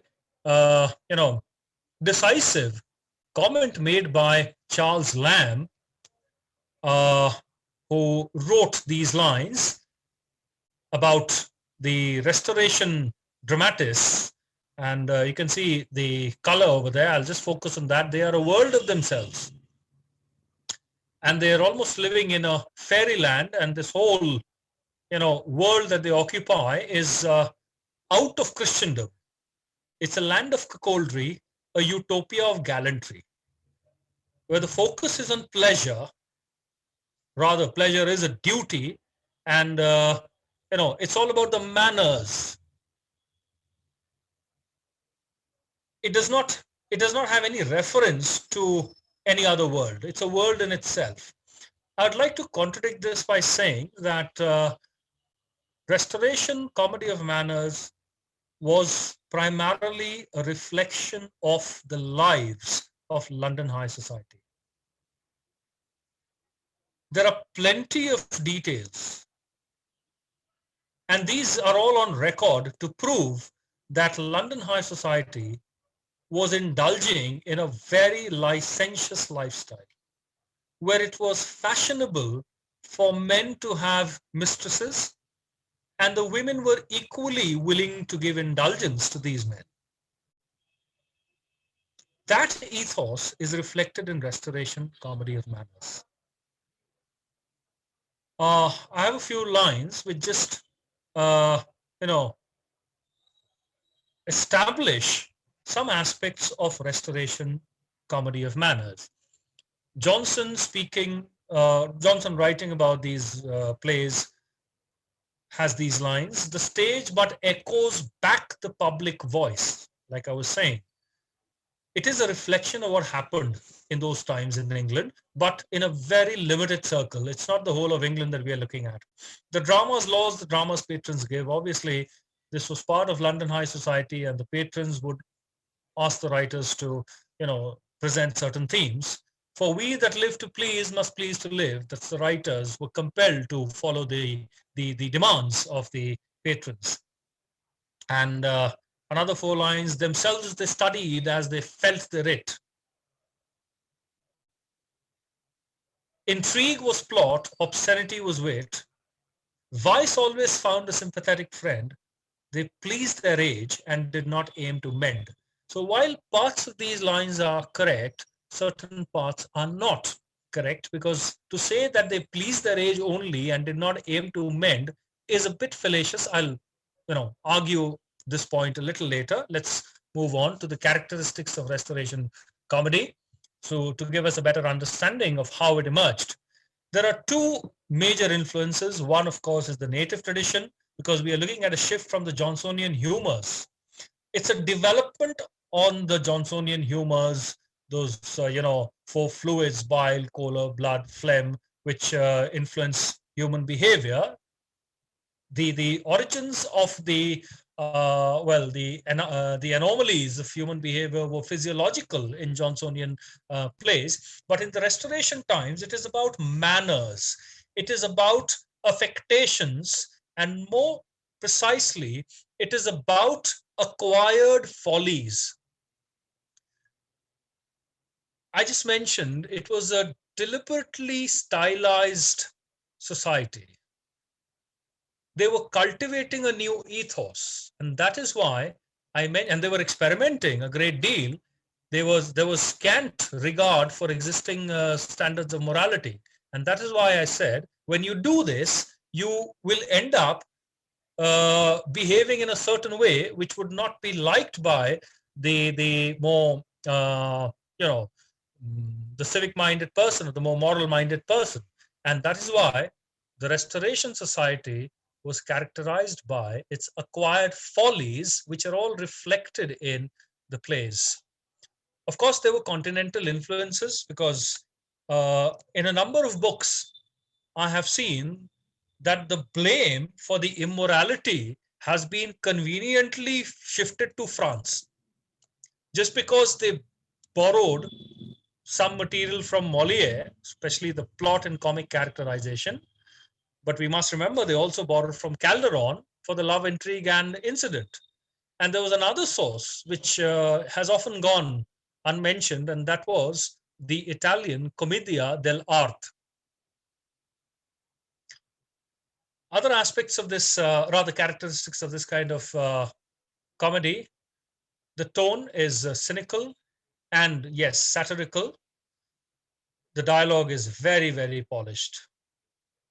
I've got a slide later on, and you can see how there is polish and intellectual control exhibited. There was a complete lack of emotion in these plays. This age, with its emphasis on reason, uh, looked down upon any kind of emotionalism or sentimentalism. And these plays continue to carry that ethos. And because this was a society which was experimenting, one of the chief uh, targets of attack were certain social institutions, and marriage is one of them. Of course, it has its religious sanctity also. But marriage was ridiculed in most of the plays. And you can see what I've written over there. It was scandalous for a husband and wife to be seen together in public. It's strange. Why was marriage ridiculed, and what were they experimenting as far as their lives were concerned? It's a bit shocking, but they were trying to rationalize human relationship along a new ethos. It was a strange experiment where they wanted to separate loyalty towards the spouse, of course, love and loyalty towards the spouse, from sexual relations. So the point was, and this was part of the social experiment, a man could still be loyal to his wife, but at the same time, he may have liaisons with other women, and vice versa. And it was a new kind of equality that we see as far as the freedom to women is concerned. And the women, especially the older women, are angered by their sons who curtail the liberties of their wives. And a mother dreads her son going to Italy and returning with the obnoxious habit of controlling his wife. It was rather strange, quite shocking, and that is how this charge of immorality has been leveled against Restoration comedy.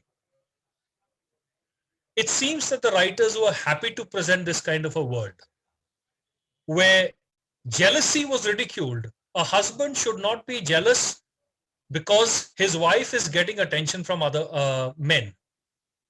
And jealousy was a crime. You can see, it seems that all the conventional notions of social living have been overturned. Apparently, yes, but this was all part of an experiment. Of course, this experiment failed miserably. As far as the characters are concerned, they're invariably rich. They never do anything for a living. They're not shown. And most of the time is spent in certain parks or chocolate houses, St. James's Park, the fashionable, sorry, the fashionable locations of London. The characters are largely types, and their natural qualities are indicated in their names. There is a woman called Lady Wishfort, which is an abbreviation for wish for it. She's essentially a 55-year-old widow with a young daughter, but she is still looking for a suitor, and that is why she gets this name, Wish for it. Wishfort is still wishing for it to get a suitor at her age. And so Fopling Flutter, a fop, was a very common character. Not a hero, but the heroes are basically gallants and the heroines are coquettes, young women who are ready to flirt with these gallants, who are also referred as the knight errants of vice. And the typical day in their lives would begin after sunset and end at sunrise. And there is, again, ample evidence to prove that women went around wearing masks disguised as flower girls to meet their lovers in the early hours of the morning so that they wouldn't be caught. It's a common thing, men seeking newer relations with women. The women are no longer the Elizabethan innocent type heroines. They are bold, haughty, and witty. They are ready to indulge in an argument, and most importantly, their whims and fancies. The fop, the fool, was a stock character. Of course, this was a development from the clown from the Elizabethan times, but very well dressed, very fashionable, obviously lacking in wit, wanting to imitate the gallant.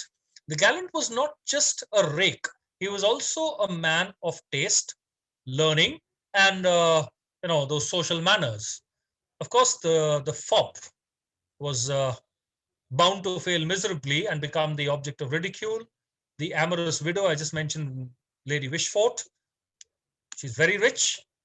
Uh, and this aspect, which I'm mentioning, the common subject was the attempt by gallants to hoodwink either a jealous husband, make him a cuckold by seducing his wife, or disengage themselves from an affair which had lost its charm. This was the common subject, and this was borrowed. This hoodwinking part was borrowed from the Italian Commedia dell'arte. And like I said, jealousy was a crime, and flirting was a pastime. The dialogue was always very, very witty, and it was almost a combat which we see as a development from what we find in Shakespeare's Measure for Measure. When we look at the dialogue, the combat between Benedick and Beatrice. Here we have an example of Mirabell and Millamant, and you can see the text itself is suggestive of that ethos which I've been trying to present to you, how men were looking to find new lovers, and women were obviously playing their own uh, you know their own flirtatious roles, and they were enjoying this power. And you can see that polish that we find in the dialogue. I suffer your cruelty to ruin the object of your power, to destroy a lover.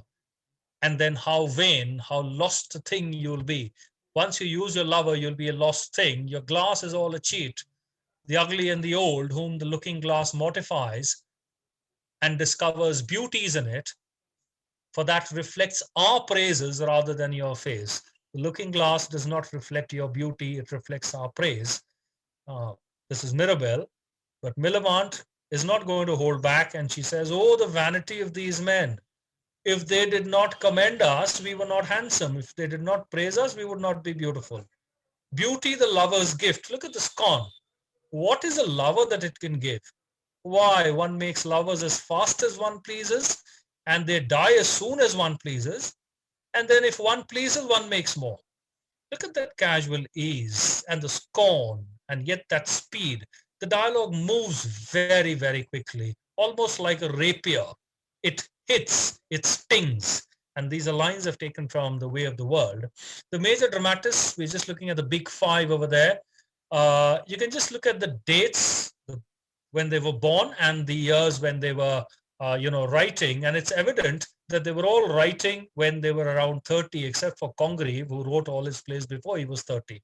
So it just shows that it was essentially the young people who identified with this kind of an ethos. Maybe the patrons were older, but it was essentially a young thing, and that is why I've just put those dates in green. I'll quickly move on to these dramatists. George Etheridge was the first accomplished practitioner. He was completely amoral. He never cared to any standards of morality.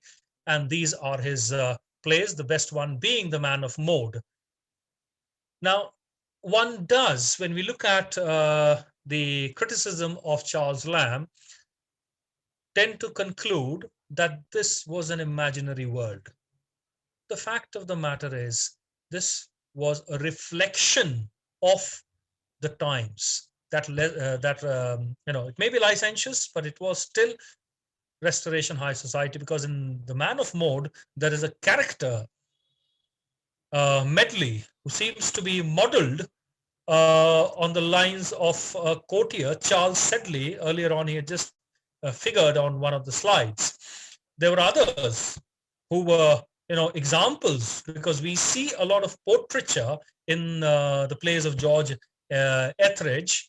Of course, the last play, The Man of Maud, is his best play, because we see these two characters, Dorimont and Harriet. From here, we see the beginnings of the wit combat and that tradition, which was started by Shakespeare, developed by Etheridge, and reaching its finest point, its highest point in the dialogue between Mirabell and Millamant.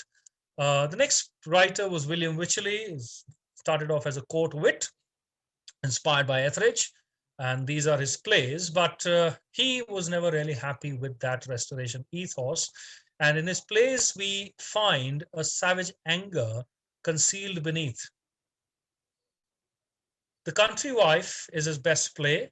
It is about a man called Mr. Pinchwife who marries a woman from the countryside, and he tries to protect her from the advances of the other men in society.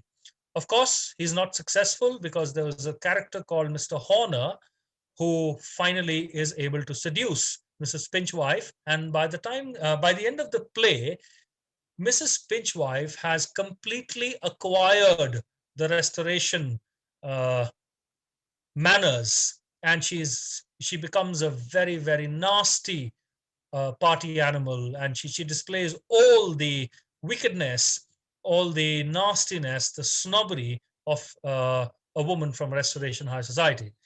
The plain dealer has a character called Manly.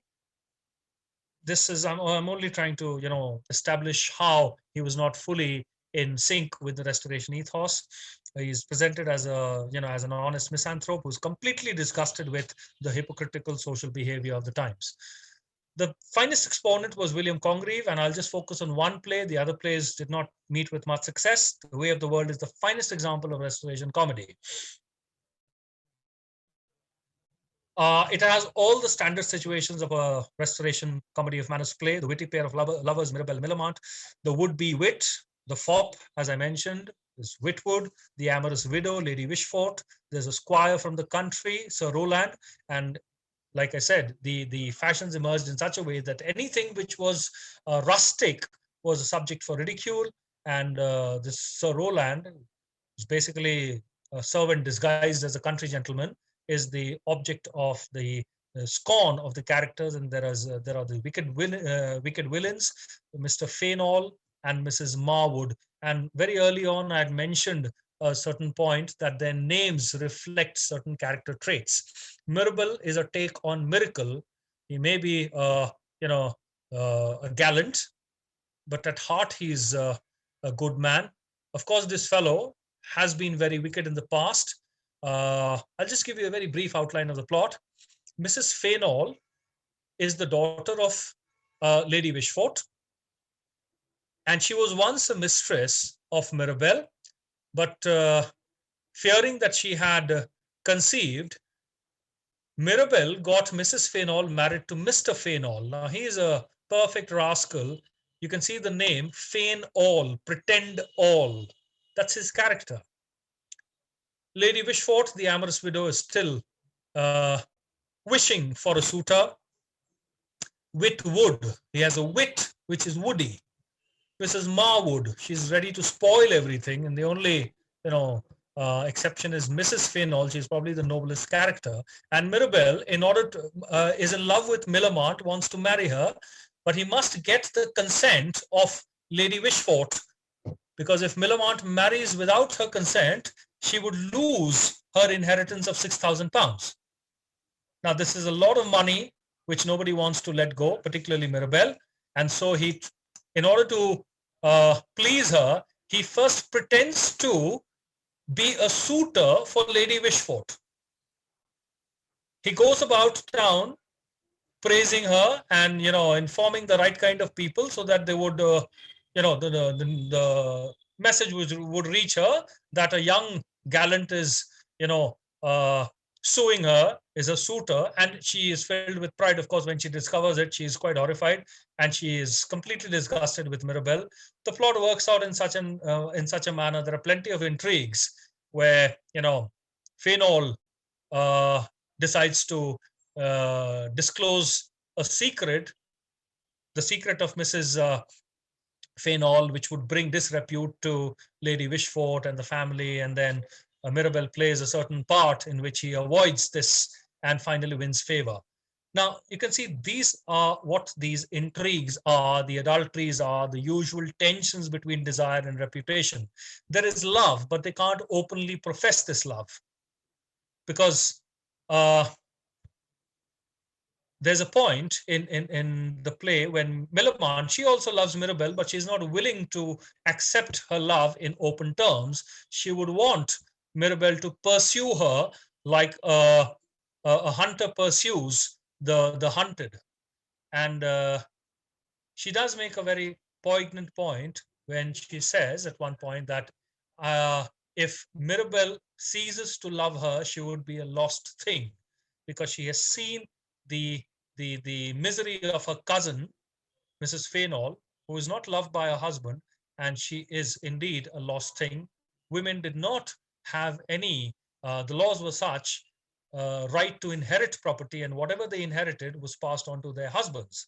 So it was quite profound. It was not just an ordinary celebration of licentiousness. It had an underlying profundity.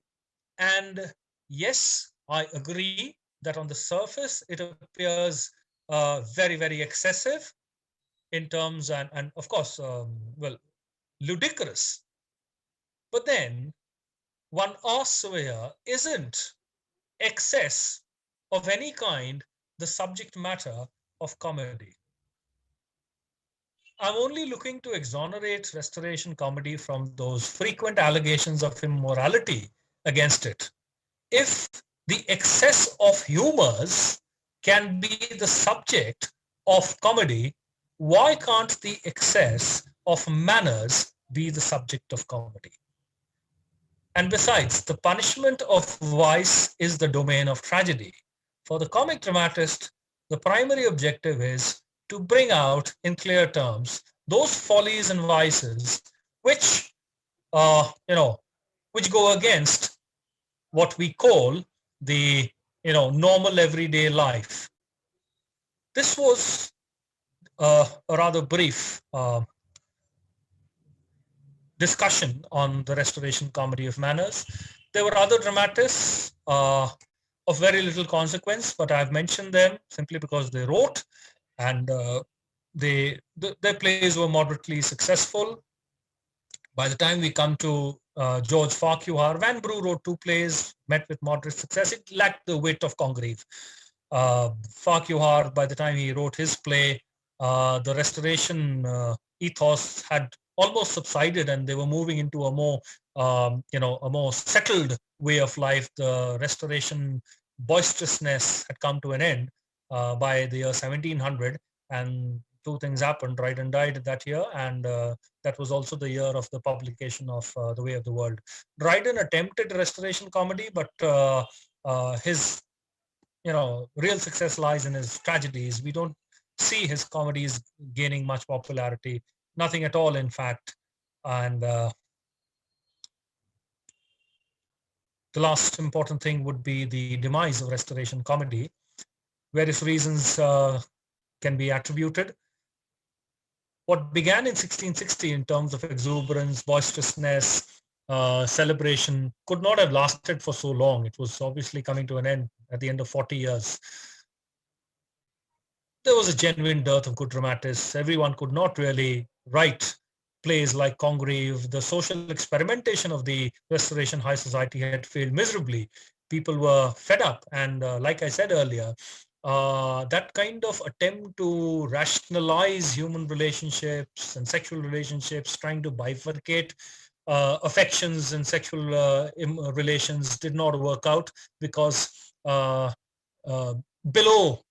this turbulent surface existed that desire for order, and it just did not make for social comfort. And that is why we see a very rapid shift towards a newer urbanity, I should say. And one of the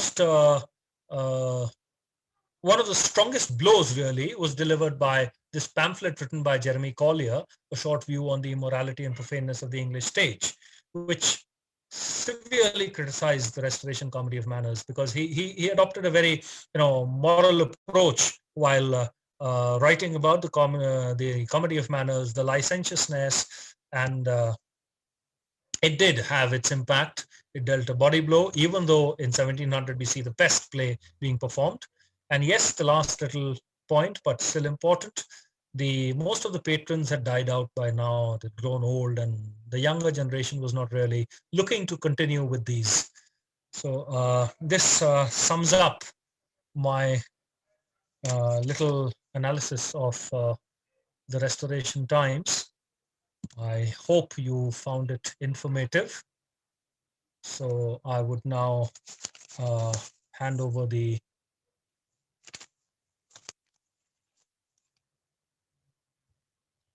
figuratively speaking, the mic to Dr. Saikat or Basudhara. Thank you, sir. Well, truly, it goes without saying that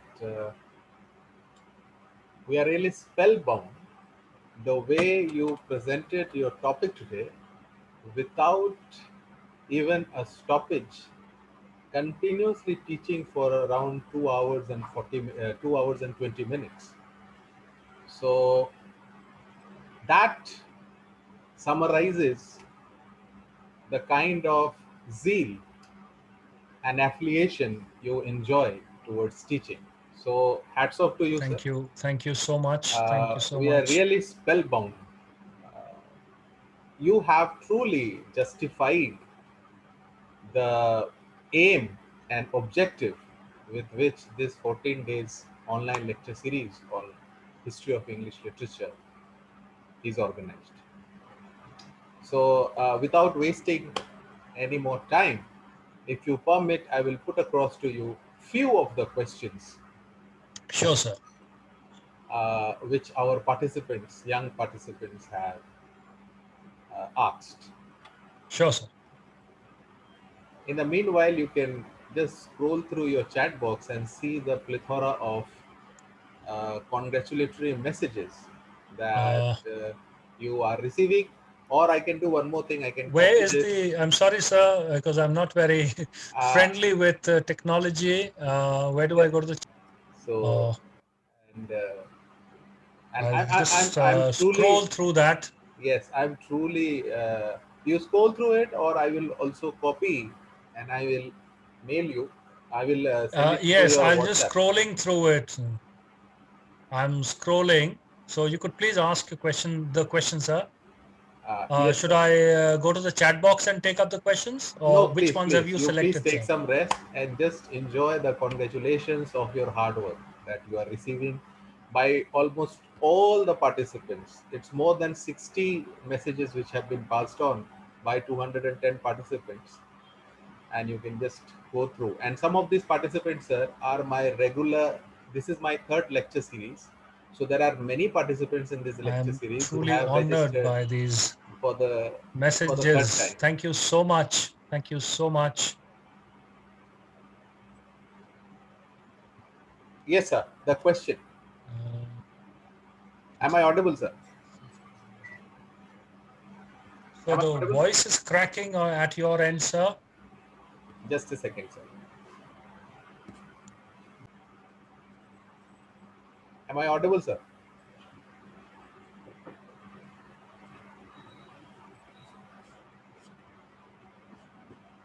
The issue, because one of the most common things which we have witnessed as far as restoration comedy is concerned is a complete disdain for these the ordinary standards of morality and anything that was Puritan. So to try and link it to the larger things, well, it just depends on how one goes about arguing that point and establishing the connections, because the social it was a social experiment, the details that I shared, which was primarily done to of course, in contempt of existing norms, and to try out something new.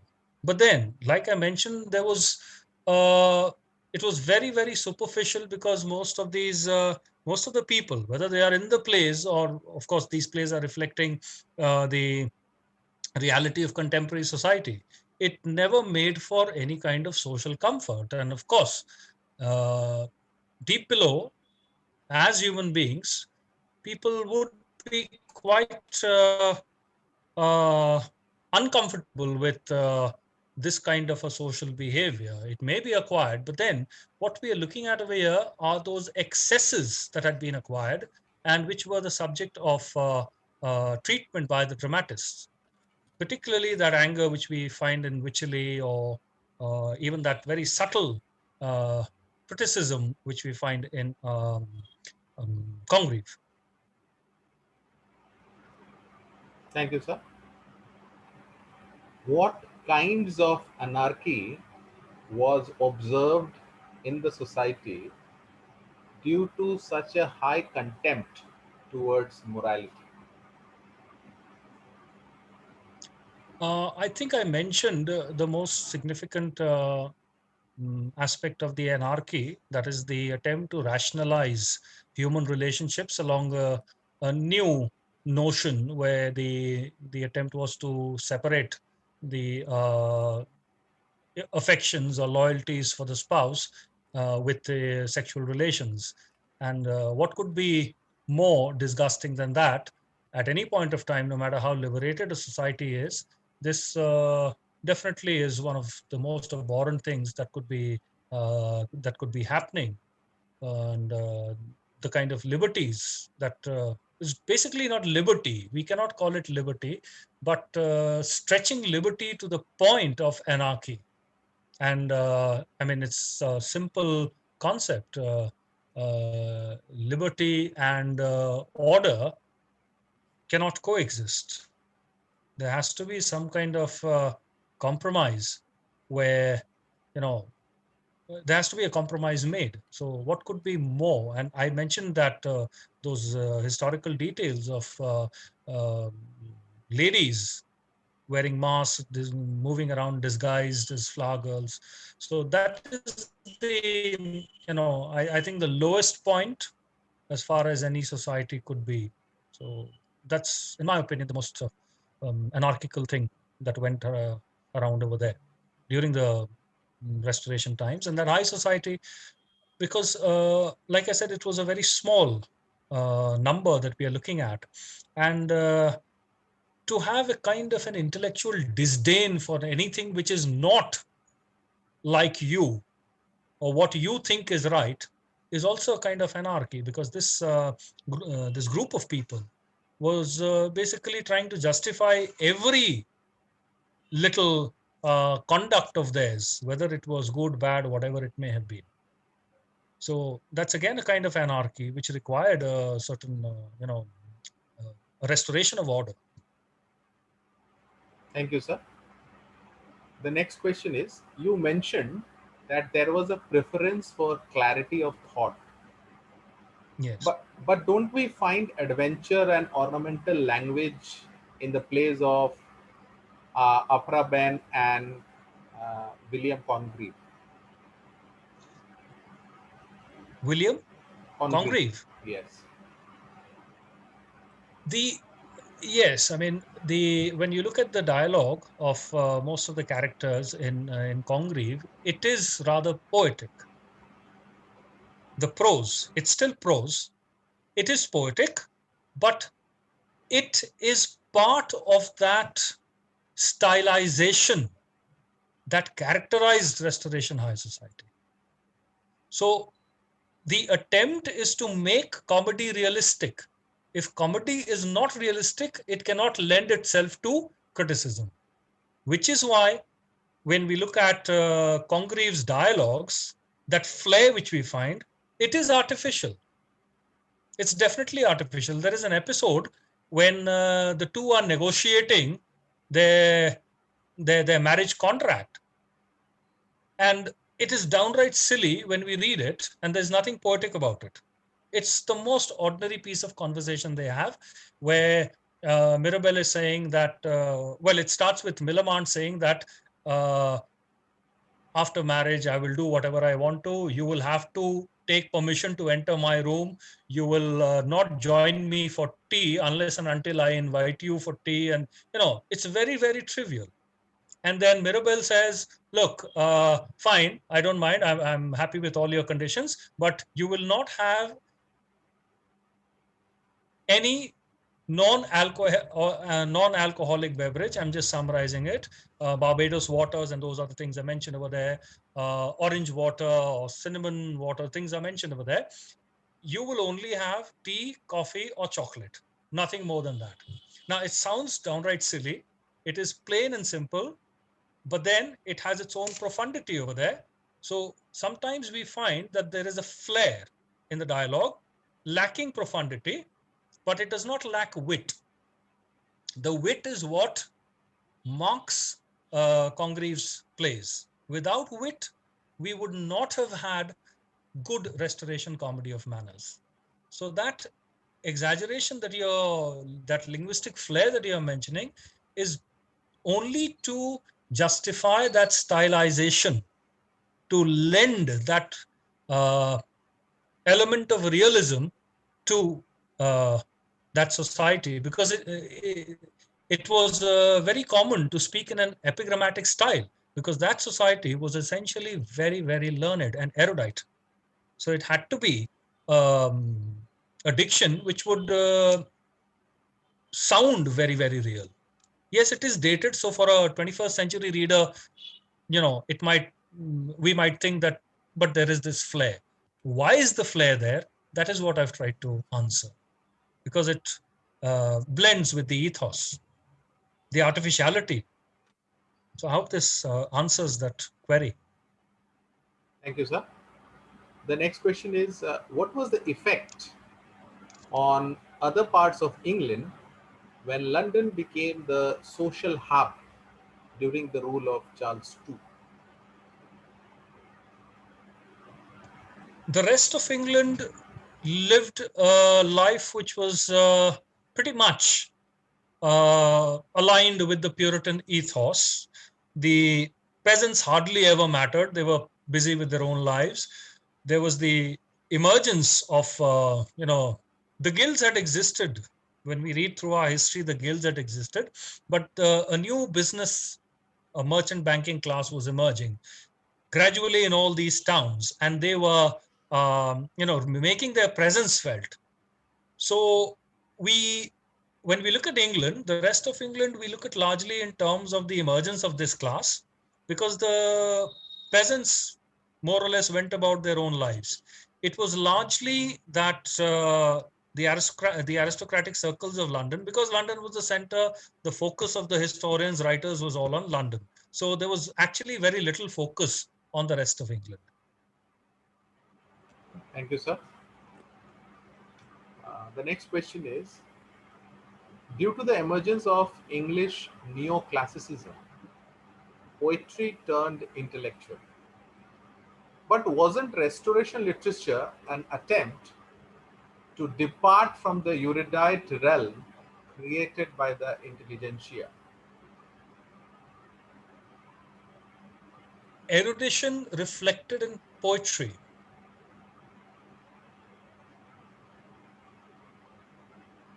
Well, I guess the finest example is Milton. Milton's classicism, especially when we look at that, style of writing, when we are looking at his poems, particularly Paradise Lost, right?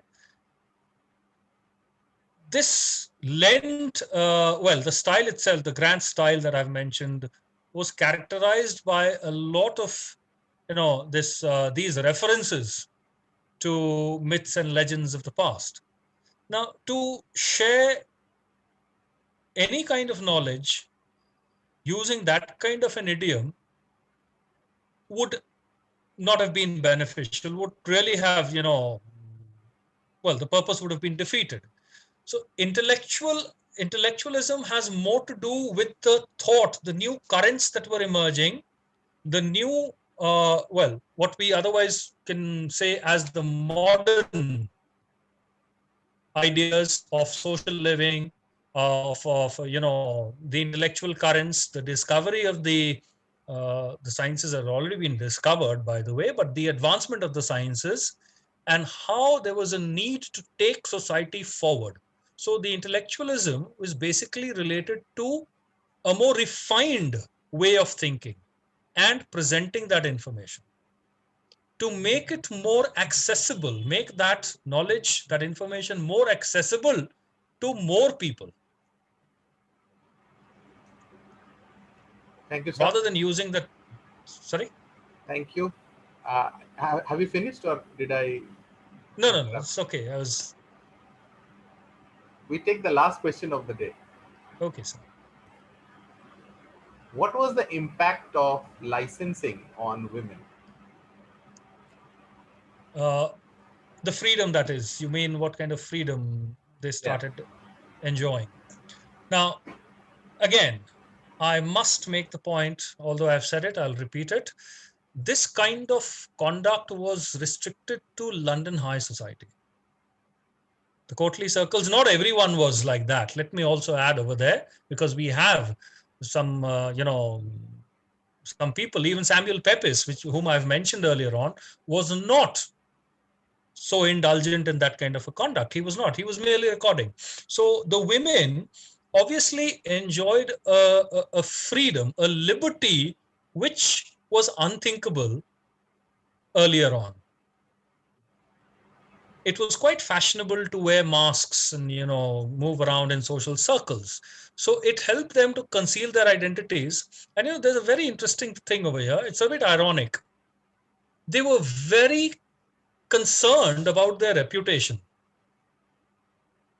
and in the way of the world, I refer to it, in the first act itself, there is one of those cabal nights where women have gathered, and I'm quoting, to discuss the murdered reputations of the weak.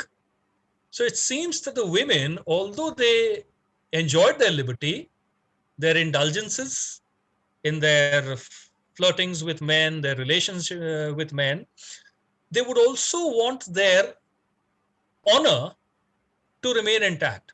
And the women would obviously get together, and Lady Wishfort is the uh, ringleader of that cabal over there, to discuss the murdered reputations of the weak. This is how Congreve puts it. So how many women have indulged in scandalous activities, affairs with women? That is their concern. They discuss it. It is a matter of gossip, and it spreads around. So the women did want to enjoy their freedom. They knew that they would have to get married. And after marriage, there was a very strong possibility of getting relegated, because all their property, their inheritance would pass on to their husbands. We've seen the example of Mrs. Fainall, and Mirabelle is afraid that if Mirabelle stops loving her, she would be a lost thing. Now, they wanted to live life to the fullest as long as they had enjoyed their liberty, and if possible, even afterwards, because they knew there was this sense of fatalism which governed their lives, that one day I shall be relegated, so why not make the most of it? As long as I get the opportunities, I'm willing to do whatever my whims and fancies permit me to do. And of course, the situation permits me to do. So that is how women enjoyed a freedom. But this is again restricted to a very, very small number. It is not pan-England. It is not a feminist movement, really. Not something which, everyone in the country was enjoying. Just a section of that London high society, I would say. Thank you, sir. Well, at the end, uh, on behalf of Team DAATH, I would extend my greetings, sir, and my regards for such a exhaustive, elaborative, precise, tenacious, as well as lucid presentation. So it was an absolute honor to have you today, sir. And we definitely look forward for future associations with you. And I hope, on behalf of Team DAATH, I hope that you will again be seen on our platform very soon. I personally, on a personal note, I thank Basudhara because she is the bridge of contact, who acted as a bridge of contact between you, myself, and as well as between you and the participants, who were truly honored to have you today. So the credit goes to Basudhara as well, and because Basudhara is an integral part of DAATH Voyage right from the day DAATH Voyage was, there was the inception of DAATH Voyage. Ultimately, we started in March 2016, and she's there associated with DAATH Voyage. So she's an integral part, and I'm very happy she is playing her role very sincerely, meticulously, as she always does. So thank you, Basu, and thank you for introducing such an erudite scholar and such a hard-working scholar. And I am I'm taking completely all the compliments on your behalf, Achal sir. I'm taking all the compliments on your behalf. It has been one Please do. wonderful session. You deserve Uh, every compliment for this truly wonderful effort. spellbound Both by of the you, way actually. Truly spellbound by the way you illuminated an era of history which has been looked upon as so boring, as so uneventful. And you took us into, you really took us into a journey into the restoration era. It was really, by all means, a virtual journey in more ways than one. So we were listening to you virtually, and you were virtually taking us into another historical period altogether. So we are very, very happy, today with what we have heard. With our wonderful, audience is very happy. Our students are happy. Our scholars are happy, and I am taking all the, compliments on your behalf. So I'm equally happy. Thank you so much. Thank you so much for being with us. Thank you, Dr. Saikat and Basudhara. Thank you, and congratulations once again for this wonderful initiative. Hats off to you, and my best wishes for all future endeavors. Thank you so much. thank It you, was sir. a It was pleasure. It was a same. complete pleasure. It was an honor and pleasure to have you. Thank you so much on behalf of Team DAATH Voyage, myself and Vasudhara sir. Take very good care of yourself. Good night, participants. Good night. We meet tomorrow again at 6:30. Thank Good you so much. night, and God bless. Thank you, sir.